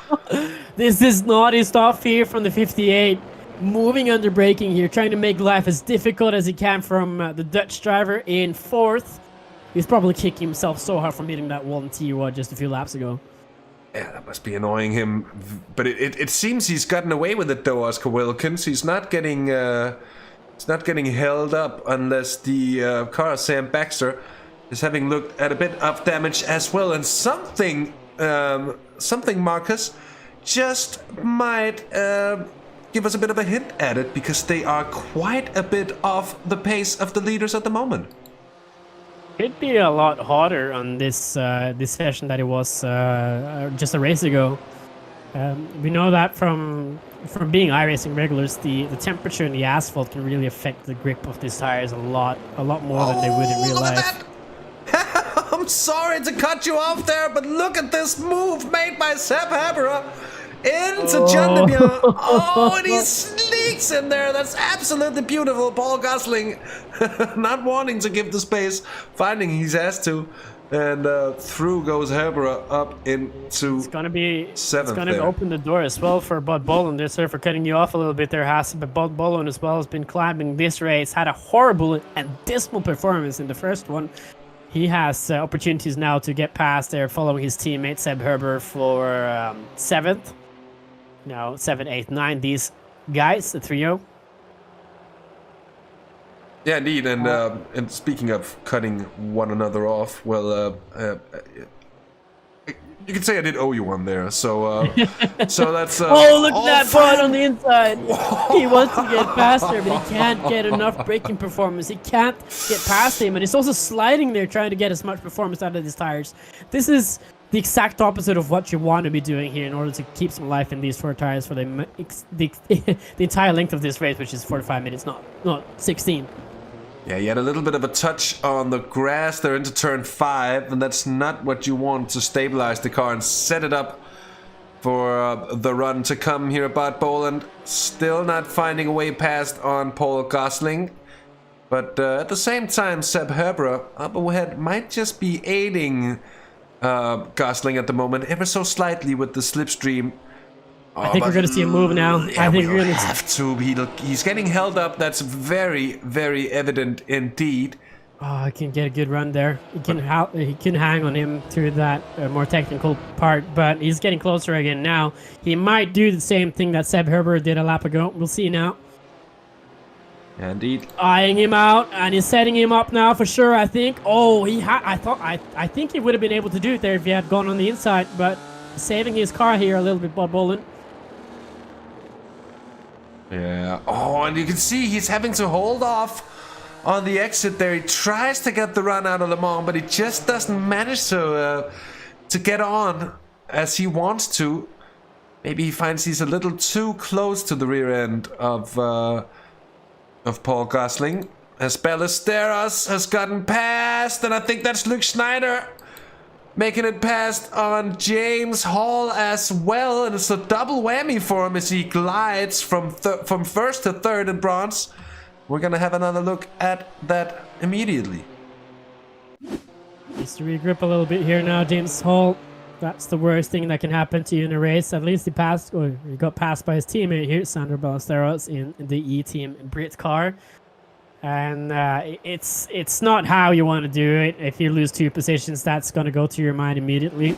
You have to need to regroup a little bit and try and get back again. The Boovers had a bit of a moment here, and that's led Franks up and through into 5th place. Oh, just drove off the track there. Short excursion. We do know that we got a few Rallycross editions in the last update for iRacing, but that was in Circuit de Barcelona, not Sebring. Oh, and Boland just got passed on Paul Gosling as well, and I think it's into the hairpin. There you see that changes surface I mentioned earlier. Yeah. And he goes a little bit deep into the corner, and that allows Boland to sneak up through on the inside. And finally gets past here. Sam Baxter, Oscar Wilkins is still going at it. This is a very, very close fight, and it's been going on for quite some time as we're nearing the halfway marker of this race. Oh, setting him up. Very much so. There's a bit of contact, I think, there, but ever so slightly nudging one another. And in a respectful way, the least they could cause. And I don't even think there's look at the exit. Sam Baxter doesn't get a good exit at all. It's anything but. And Oscar Wilkins... He's almost past now. He's past him. He's just past driven, him at the exit of Le Mans. He's driven straight through indeed, and he's holding on to it as well. And I'm just having to wonder just what happened to Sam Baxter there. We're just going to see here. Oh, so he misses the entrance and It gets... looks like it's on the exit there, Hasse. It looks like he's struggling to get grip and the power down on the exit there, which is why the car is struggling around so much. That's a brave move from Oscar Wilkins there to cut across his nose like that. It could have gone very, very wrong indeed, and it would have gotten... it would most probably have been worse for Oscar being the car ahead and being 1 o'clock, if you will. Oh, look at this Jaboover going at it, and that's, I think, is that Bud Ball, and is that Sepp Heberer? And the Boover is really fighting here. They've been having quite a fight still side by side as they're coming down towards the hairpin. Looking good then for Jeremy. On the inside here of the hairpin, has to compromise here, Seb Herber. Oh, blocks him on the exit. That's a good move there from Jeremy, but can he keep the speed on the exit? It looks better for Seb at the moment. He's going to cut to the inside here and take the position, I think. Yeah, but check it out. He's setting him up now, Seb, again. Wanting to get past again immediately, but can't get the performance out of his tires there on the braking. So, have to try again here, Seb Herber. Bob Boland as well, eyeing this. He is checking out his teammate as much as he can. He wants to get past him as well, I think. And they're catching up quickly here indeed from behind, because they're really getting slowed down by the way that Jeremy de Boever is defending his position at the moment. Oh, you can see going very much to the outside and still not getting the overlap. He wants to get his nose in, so he can pretty much just barge Jeremy the Boover out of the way, of course, without making contact. But that's the figure of speech that I want to make here, because it's basically the only way that you can pass on that particular section of the track. Now, he hasn't really, I think, been able to really set himself up to be close enough to make the move into Sunset. And this is exactly that from Seb, though. He needs to save and conserve his tires, because he's been attempting for a few braking zones now, and that's gonna take and kill those tires immediately. So it's better to kind of try one time and regroup a little bit and get another opportunity another time on the track. If you do 3 times in one lap, that will slow you down and it will hurt your tires a lot. So being a little bit more patient for Sam Herber, I think that's gonna be his winning formula to get past this guy in first and silver. Indeed, indeed. Well, stat quo up ahead here with Chris Warner and Michael Pedersen first and second. I think they're going to play it out over the pit stop. Sam Baxter is holding on to third place, but only just. He's got the constant company of Oscar Wilkins, who's been harrying his rear end for the entirety of this race, and you just have to wonder if he can keep on defending that position. They're going to just see what happens over the pit stop round as well. Greg Frank started 5th, he's sitting 5th, but he's had a few fair drivers come past, and I don't think he's too happy with that. But we'll see where he stands at the end of things as well. A lot of racing still to be done from this feature race event. Look at Sam Herber, is so close to Jeremy de Boover here. He's trying to get past and still not making it work here. Yeah, I think he started to be a bit more patient than he was last lap. I think he just wanted to compromise immediately on the attack from Jeremy de Boover in the last lap. And I think he knew himself that he could do it. And I think had he been determined enough, he would have probably gone past him a lap ago. But since he hasn't, it's better to just lay off a little bit and try and cool down the tires and get a new attempt a few laps later. We're also nearing the first pit stop and the last pit stop of this race, Hasse. The first pit stop is indeed the last, and with half the race gone, there's half the race to go. Rest in peace to the great Murray Walker. And of course, you know, personally, I have had a very big influence upon me from Murray himself, and stemming all the way back to the 90s Formula One games of old. Here's Seb Herber deciding he's going to take the pit stop instead of being held up, and Markus, that could be gainful for him in the end. The pit stop, as you called it at Olsen Park a few weeks ago. The what? I think the pit stop. The pit stop, yes. And I'm gonna need to stop. I'm gonna stop the start watch and all those funny things. But it's a good point though, because the undercut could probably work in his favor now, trying to get more fresh air on the splitter, not get as much influence from the dirty air from the car in front of him. It was a good attempt. I applaud him for doing that. We'll see how it works out in the end. We'll also see how it works out for these two guys who's been calm now so far. But I think Pedersen hasn't shown us what he can do in this race yet. So what you're seeing here is quite deceptive indeed, because it's a very likely picture between first and second and third and fourth at the moment. It's a Fury Sim Sports car leading a SimRacingLoft.com Volante racing machine. And then, of course, the Lonely H Motorsports figure of Greg Franks lurking in the shadows here, ready to take advantage of any hiccups in the battle up ahead. Yep, our championship leader, that being said as well. I think that's very cool to see from Greg Franks to see him actually manage to stay first in the championship from just pure consistency. It's really showing what you really need in order to be successful as a driver. Good point indeed. Here, 20 minutes of this race remaining, and well, but I think we have a bit hotter track surface now for this race, because none of these guys have been running as quick as they did last time. They're about 2 seconds off the pace from race 1.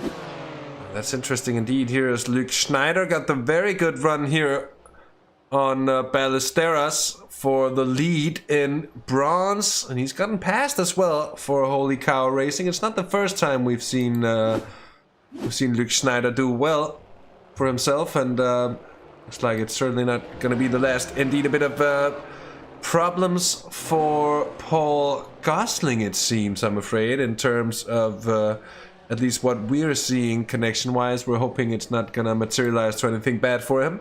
And Bot Boland has gotten past on De Boover, and has he done what his teammate never really managed to do here? I'm just going to slot back through and see.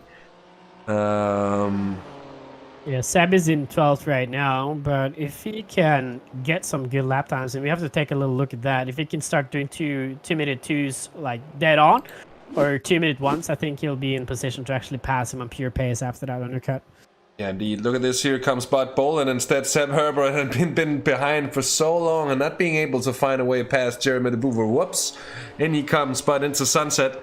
And makes it look easy indeed. Of course, it's anything but. Chris Warner still leads by half a second to Michael Pedersen, but it's status quo. As I mentioned before, those two not really seeming too keen to battle one another hard. At least not yet in the race. And it is indeed the wise decision to wait it out and to sort of try and save your tires for as long as possible, because any differences in wear is gonna prove an advantage to someone here, and it might be the Michael lap. It's something I'm sorry, go on.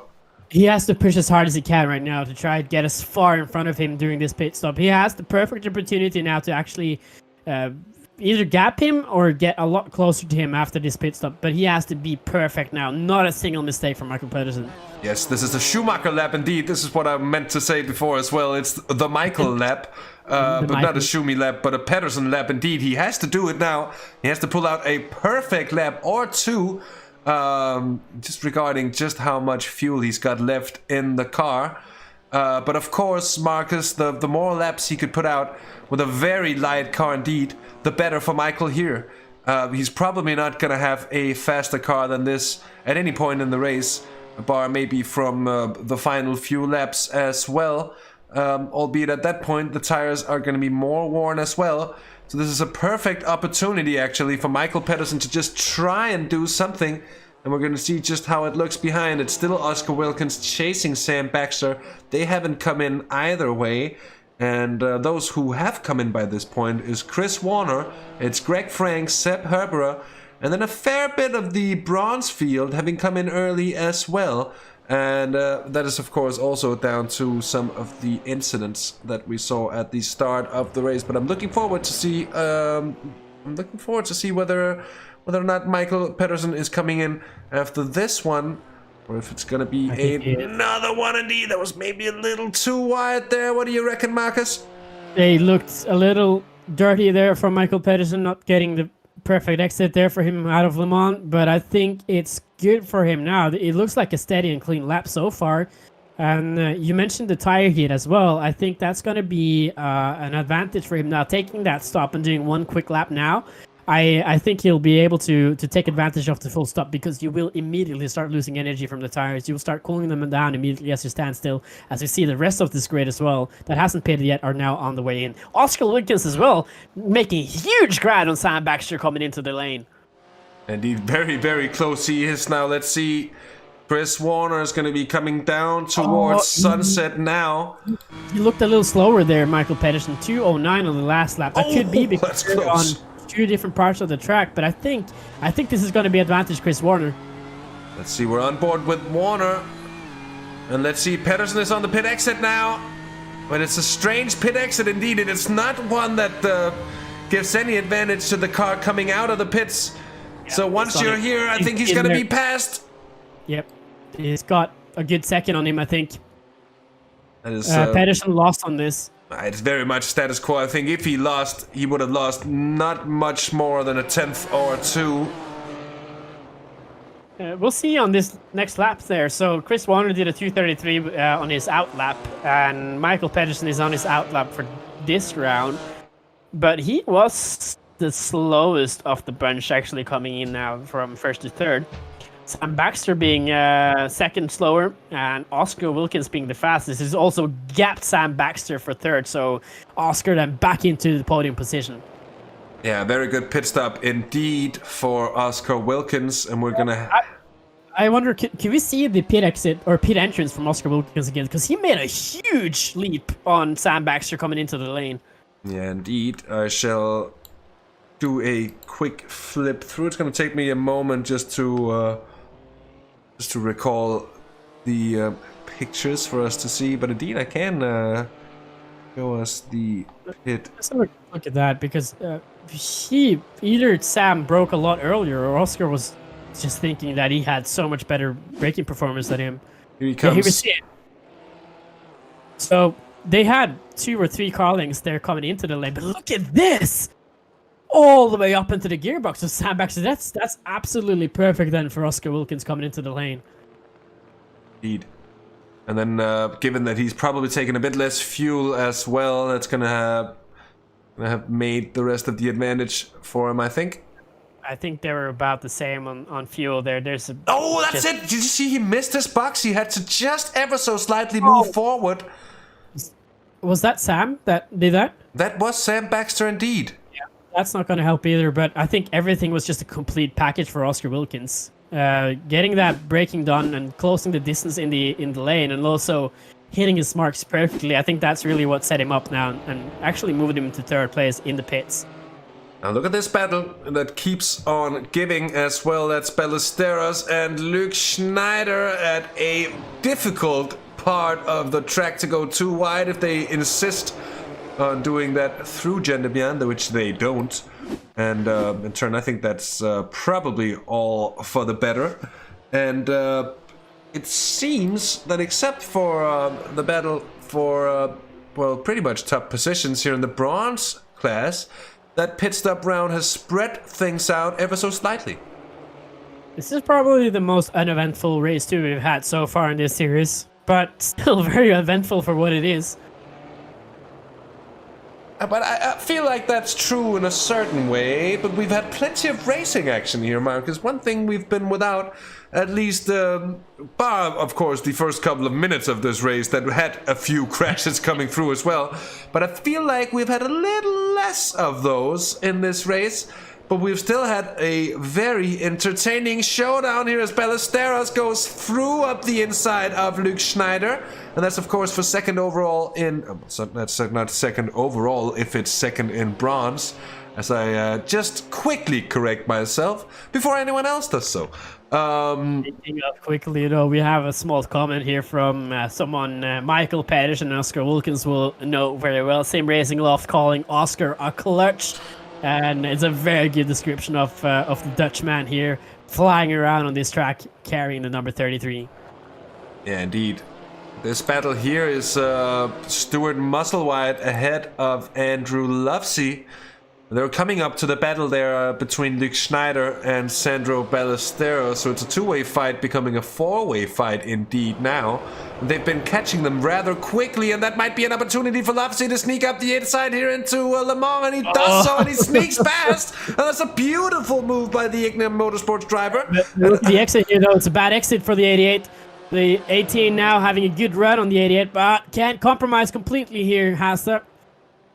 But Andrew Lovesey takes the inside into Sunset, and the outside not an easy line to take for overtaking here, but we might aim for the late charge and maybe the greater exit. But we're just going to have another look here at the part of it from before here, as you can just see Andrew Lovesey sneak up on the inside as the traffic makes space. And it's sometimes space that you can take advantage of if you are indeed an opportunist. And look at Andrew Lovesey getting a really good run here on Luke Schneider. I think he's going to make the move into Christensen if he gets the space on the inside. And he does! Oh, he's well past him already. Look at that. That was a good move from Andrew Lovesey, the silver driver who's now P4 in class. I have to say, though, the move into Le Mans, it's a risky move because you have a long straightaway after that. If you cannot get a good exit, or if you can't block the exit of the guy you're trying to pass, you can end up having your hands full coming into Sunset. He did it perfectly, though. He managed to get past him, he broke the draft and went defensively and also kept the car behind him. Managed to make sure that the guy behind him couldn't get a huge run. And also, in the end, set him up for another pass as we have a contact here with our Portuguese friend, Nelson Ignacio. And we're going to have 68 of James Hall. Boink. I'm sorry to say, but that is certainly a touch between the two, as he rather unpolitely barges James Hall out of the way there, and we're just going to go on board with Nelson Ignacio to see just what it looked like. Yeah, that's a clear-cut push and shove, if you will. A little too late on the brakes. I don't think it was intentional. But it's not intentional, probably, but that's a Club Iberia trademark. Yeah, I've received a few of those. Yeah, it looks like his... Oh, no, he wasn't given the position back again. He's actually fighting the 68 here for that position. Is he, though? I don't think he is. He is given the... So, gentlemanly move indeed by Nelson Ignacio, and we all make mistakes, but it's all how you react to him. And he's reacted like a champion, I have to say. In that sense, it's what you want to see after having such a small incident, and the race is still on for those two without any consequences. Good sportsmanship here from the Portuguese driver. So, good to see that. It's still good sportsmanship, even though it's virtual racing. As you see, the number 88 now really on the move here, Andrew Lovesey, for the Igneo Motorsport Racing team here, making another pass here on Sandro Ballesteros. Yeah, again, he makes it look easy, Markus. He's gained quickly on the cars here at the mid-pack, and he's trying to make quick mince of them as well in those battles and make sure that he doesn't get held up for too long, which is a good point as well. And look at this here. Chris Warner, I think, is just ever so slightly nudging away from Michael Pedersen. And as we're into the final 10 minutes here, Markus, do you reckon he's about to seal his win here? I don't think anything is over yet. The gap is bigger to Michael Pedersen, as you said, but there's still opportunities to be made here. So we'll see. Still less than 10 minutes remaining, but we're in this part of the race. I feel like it's time to give this man a shout out. We all know him from Isle of Man, the man who has a name that rhymes with man, which is land. Bod Boland, who's made 13 spots since the start of this race, in 6th position right now, the 13 car, also making up 13 spots. So it's a good showing here for Bod Boland, the Isle of Man native. Yeah, the Manxman, as you would call it, indeed. He has shown just what he's about. He's fought hard, indeed, to come back from a tough sprint race to certainly gain things here from the feature race as well. And, Chris Warner having gained almost half a second here on Michael Pedersen on his last lap. Something happened there with Pedersen. I think you were probably a bit more right than I was there, Hasse. I think this is looking very good for Chris Warner. Might not be a double win for Michael Pedersen in 2 consecutive rounds, but still getting a 2nd place or a podium for 2 consecutive weeks. I think that's very, very good for Michael Pedersen. But mind you, if that's the end picture here, that they share the points equally, that means that after this round, they'll still be separated by just a single point, Chris Warner and Michael Pedersen. And what we're seeing on track, incredible. What we're seeing on track at the moment as well is really justifying that, because they are so close to one another on pace, and they're really able to produce some captivating battles. What we're of course hoping for is that the kind of championship battle we're going to have to see go all the way to the line. Now Michael Pedersen is really bleeding time, and you can see he's missing the apex here in Le Mans as well. That doesn't look like the poised Michael Pedersen that we know. That looks like dead tires to me, and I think he's having to just call defeat here. And unless I think you're right, but I also think that we should go and check out the fight for 10th, because it's heating up now. Portugal versus England. We also have Andrew Lovesey, who's been making huge ground since his lost 8 spots in this race. Not sure what happened to Andrew, but now trying to make that gain up again. He has 2 very, very racy drivers before him, as he's also making a pass here on Nelson Ignacio. Nelson will probably didn't see that even coming. Ruined his day. That was very decisive indeed from Andrew Lovesey. Let's have another Let's have another look at it here. See, he sees the opportunity, intergented by his own, and just says, okay, whoop, and in he goes. But it's a kind of a compromise corner. As long as you don't compromise the exit from Le Mans here, you'll be fine losing a little bit of speed. You can easily keep the car behind if you have that position there. I think that was a better move than what he did prior in this race. Making a move there instead of on the exit of Le Mans, I think that's going to set you up a lot better and not make you compromise too much there. Going on the inside again, Andrew. I don't know who gave him 2 more cylinders, but this guy is absolutely flying right now. Yeah.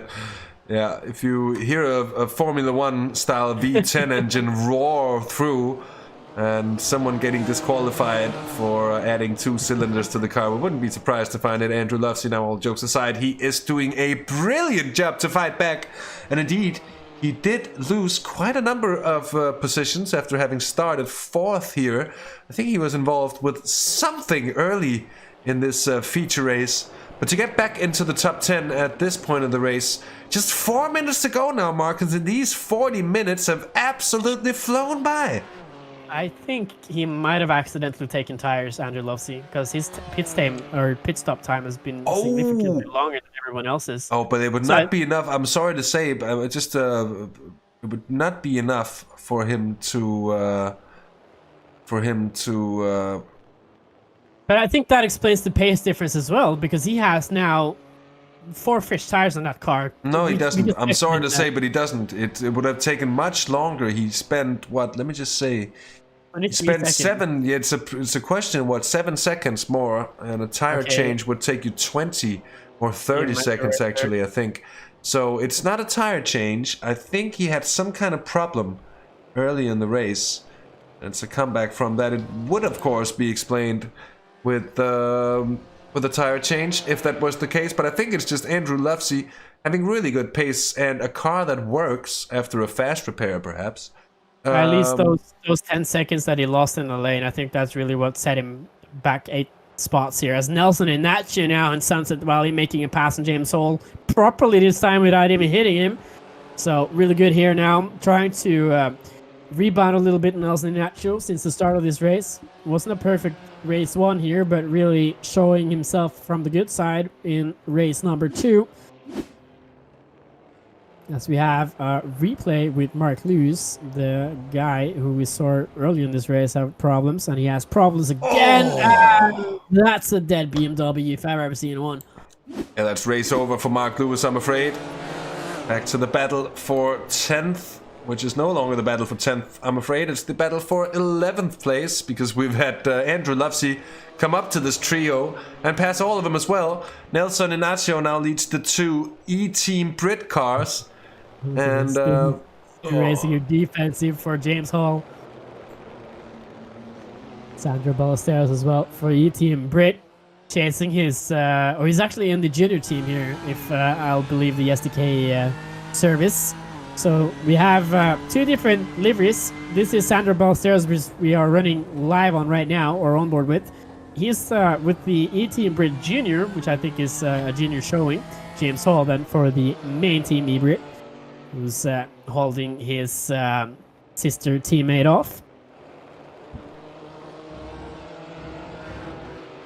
Seen this from another few racing teams in sim racing these years as well, Hasse, where you've had one main team, one Red Bull, and then you'd had the AlphaTauri on the side here to recruit the drivers into the main team as well. So cool that we see these things materialize as well in iRacing.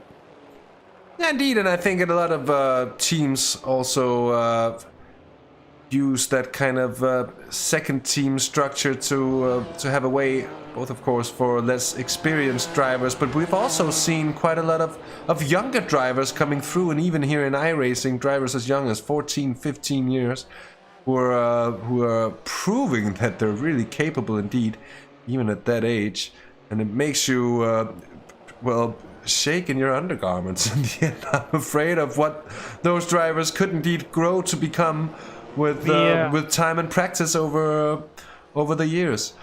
We have a national series here in iRacing, which we do, which is actually covered by the National Association for Auto Racing here in Norway.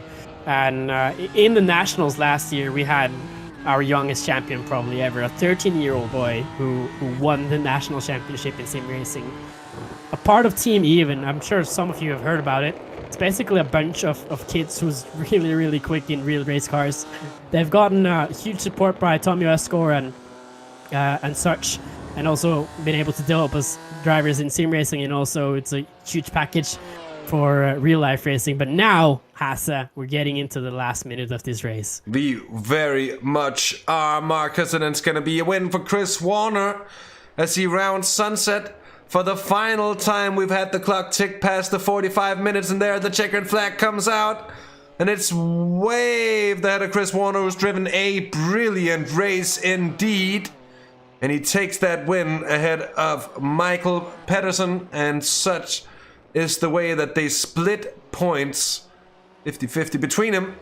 At least the max points available, more or less. Oscar Wilkins gets third on the day here. A very good race for him.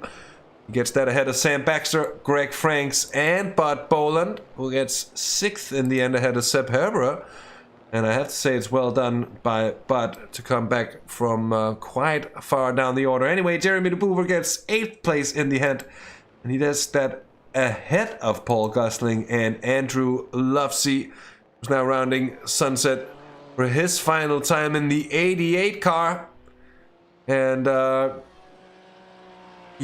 candidate, at least for my driver of the day, after the multitude of overtakes that he's pulled off. Here is Nelson Inacio, who gets there ahead of Ballesteros and James R. Hall, the two teammates very close together.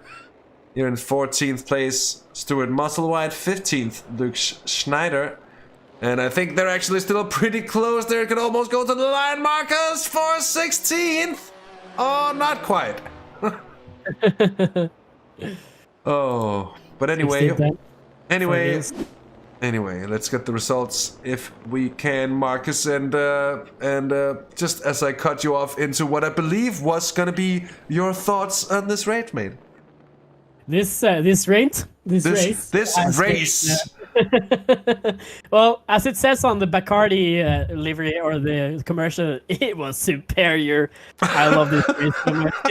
This track and race 1 and race 2 has been so good, and again, even though we had a bit of a daft ending compared to a lot of the other races we've had so far this season, still, I think if this is the first time you've followed this series and seen these guys out here driving, go into the playlist, check out this entire season, because it's been amazing from start to end. And it hurts me to say this, but we have just 3 more rounds left of this championship, Hasse.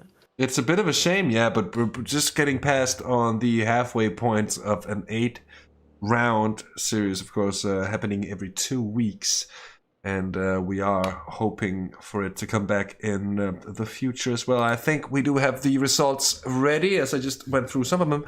I'll gladly do so again. For Fury Sim Sports, our winner of the feature race, round 10, of course, Chris Warner, ahead of Michael Pedersen and Oscar Wilkins, both for simracinglove.com Volante Racing. Then another Fury Sim Sports car of Sam Baxter in 4th. Greg Franks for H Motorsports in 5th place, and Bud Boland for Simracersworld Esports in 6th. With his teammate Sebastian Herberer in 7th, then Jeremy de Boer, winner of silver for Sim Racing Team Clodebal in 8th place, and Paul Gosling 9th for Quantum Racing. Rounding off the top 10 is Andrew Lovesey for Ignium Motorsports, and then Nelson Inacio, Sandro Ballesteros, James R. Hall, Stuart Musselwhite, Luke Schneider, Nils Manchanten, Bradley Brockes, Philip Hopley, and having to scroll for a second there to get the names of Mark Lewis and Dirk Reski on the results as well. Not the most contested race we've had, but certainly good in the end indeed. And with that said, Markus, I believe it is indeed time for some interviews here. It's that part of the evening. You are absolutely correct, Hasse. And now we're going to bring in our favorite day, and also the only day. And I'm sorry to say that, Hasse, but Michael Pedersen. Not quite the end of this race that you'd hope for, maybe. No, not at all. It's a huge shame. This feels like the one that got away, honestly, because I don't know whether it was shown on stream, but I was pulled up too far in my pit box, so I had to reverse. Which, if I didn't lose those seconds, I would probably have gotten out ahead of Chris. And wonder what could have happened if that would have happened. But he was just way faster than me through the second part of the race. I was probably a bit too light on the downforce for this one. Unfortunately, it's not always a positive, I guess. So yeah, I just had no tires at the end. Just couldn't keep up. So one huge mistake in the pits then, and then as we saw, because we didn't see the backup in the pits, but it looked like you were completely worn out on tires, nothing left. Totally, there were like I didn't have tires from one lap to another. I was losing almost a second extra a lap. So at that point, I knew that the fat lady had sung her song, and I was gonna finish second. But I have to flashback ourselves a bit from 2 weeks ago, because we had a race at Spa and you were starting P10, then you won the sprint race at Spa, and then in the feature race you climbed the whole way down from 10th and then won that race. And Chris Warner wasn't able to hang with you in traffic, but do you think he maybe caught a few notes from your race 2 weeks ago?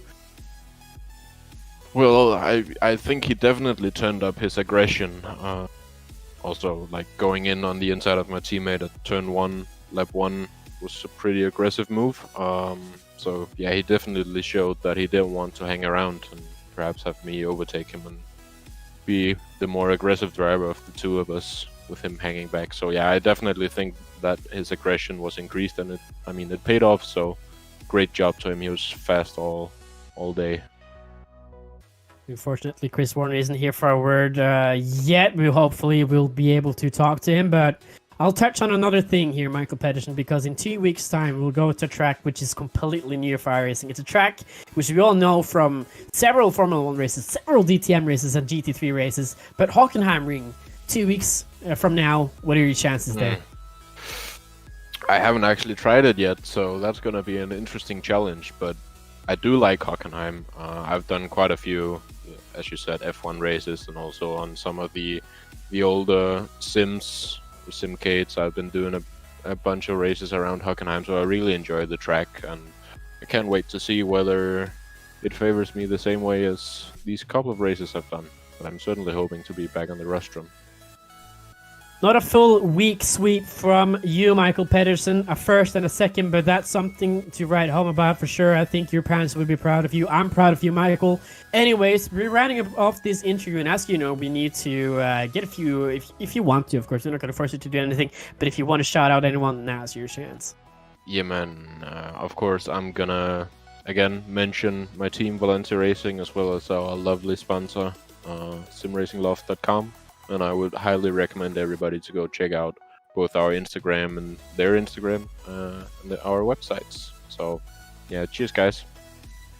Du får ha en god kväll vidare, Michael. We're going to talk to you soon again. Hopefully. Bye, guys. Indeed, that was Michael Pedersen. And I'm going to bring in Oscar Wilkins as well. Of course, teammate of Michael, finishing just behind here, Oscar. Another very good result for you, and a third place, podium place here in the feature race. Oscar hanging it behind the Fury car for quite some time at the early parts of the race. We're just waiting for the pit stop? Yeah, I was trying to I don't know, it was a fun battle with Sam. It was really clean, I enjoyed that. We changed positions a couple of times. But yeah, I was trying to save a bit of fuel because with these temperatures I was really overheating the tires. You could really see that towards the end. I think people started to drop back as well. It was really a key to make really smooth inputs. But for me, I think the pit stop was really the key moment in the race, because I think the guys overfueled a bit and I gained quite a few seconds with that. And how did you see the opening stages of the feature race, having to navigate the traffic after the reverse grid start there? Well, I feel like our line of the grid was a bit slow compared to the left line, so I lost a few positions initially. But after that, it was really good fun. I feel like the car was more alive this race. I was able to fight, go forward, fight for position, make some moves. So first race was a bit frustrating to see. I was really struggling to be on pace, but this race was a lot of fun. I really enjoyed that. The battle first with Michael, and then passing the guys to go to third place, and then the battle with Sam. It was really good fun. Oscar, not only are we going to Hockenheim in 2 weeks, but we're also visiting Long Beach. Later in this season. Is that a track you have any experience with before? Not with league races, but of course, since the tracks were released on iRacing, I've been trying to drive them a lot. I really enjoy when new tracks are added to the service. Especially enjoy Hockenheim. It's a really fun track. I think there will be a lot of opportunities for battles because the track is so wide. It's quite flat. Not a lot of elevation changes, but because I think because the width of the track, I think it should allow for some battle on track, some car, maybe go 3 wide even. So let's see.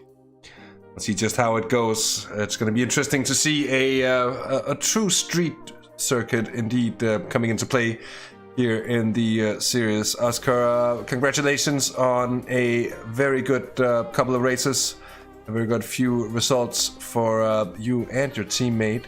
And thanks for joining us in the booth for another talk here post-race. Before we let you go, as per tradition, is there anyone you should like to give a thanks or a shout-out to? Of course, our team and sponsor, Blonde Racing and Sim Racing Loft, for making this possible for us. Also, Michael, we're doing a really good job today. It was very fast. And shout out to my friends and family watching today. I hope they enjoyed the show. It was a really good day for us with the double podium. So let's try again next time. Well, indeed, that was Oscar Wilkins joining us, having finished third. And that'll be pretty much the last of it for tonight as well from me and Markus after a great race. And as we see, Andrew loves seeing the wall, Markus. That's the source of his troubles there and where it all came from. An impressive fight back on his part, you have to say. And what a few races. I forgot about that, Hasse. It's a good point. That he wasn't four tires on the pit lane, but a huge crash there that ended his hopes for a good position, but still a good climb back. Before we end this broadcast here, Hasse, I do want to dedicate this broadcast to 2 very influential people in motorsport all around. And I think a lot of people already know who I'm about to give a shout out to. And that is, of course, one of our biggest influencers, the late great Murray Walker, who unfortunately passed away from us on Saturday, and also news coming in today from Sabine Schmidt, who also unfortunately we had to say goodbye to today. So a huge thanks to those 2 for what they've done for the motorsport community as a whole. I'm sure everyone knows who they were and had some kind of memory from them during their childhood. And on that, I think I'll let you end the show here, Hasse. Yeah, but very much so. I want to just put in another one. Sad news and sad couple of departures that we've been hit by. Murray Walker was by all means an old man. I believe he was he 97 or 98? I don't remember. But 97. But Sabine Schmidt's only getting to 51. That's very tragic indeed. And it struck me today that I think they should really name a corner after her at the Nordschleife. I think that would be fitting indeed. They have more than enough corners there, so definitely should be one after her, that's for sure. There should indeed. Well, anyways, on that a little bit of a sad note to end on. I'm sorry about that. But indeed a respectful note as well. Thanks for joining me tonight, Markus. It has been a pleasure indeed having you along, and it's been great fun. It's been some really good races as always here from the SRW BMW Trophy, of course sponsored by Abruzzi Racewear. You can find a link to their website in our description, and do check it out, especially if you're maybe racing for a Sim Racers team and you might maybe want something like team gear or something, that's something that they are world leaders upon. Check it out. Anyways, do also give us a like if you like what we've done here tonight on Simracersworld TV. And if you want to see more, do feel free to subscribe as well. There is plenty of stuff going on here on the channel at the moment. Indeed, plenty to catch. With that said, well, thank you so much for tuning in here tonight with me and Markus. And, well, from that, until next time, take care, have fun, and bye-bye.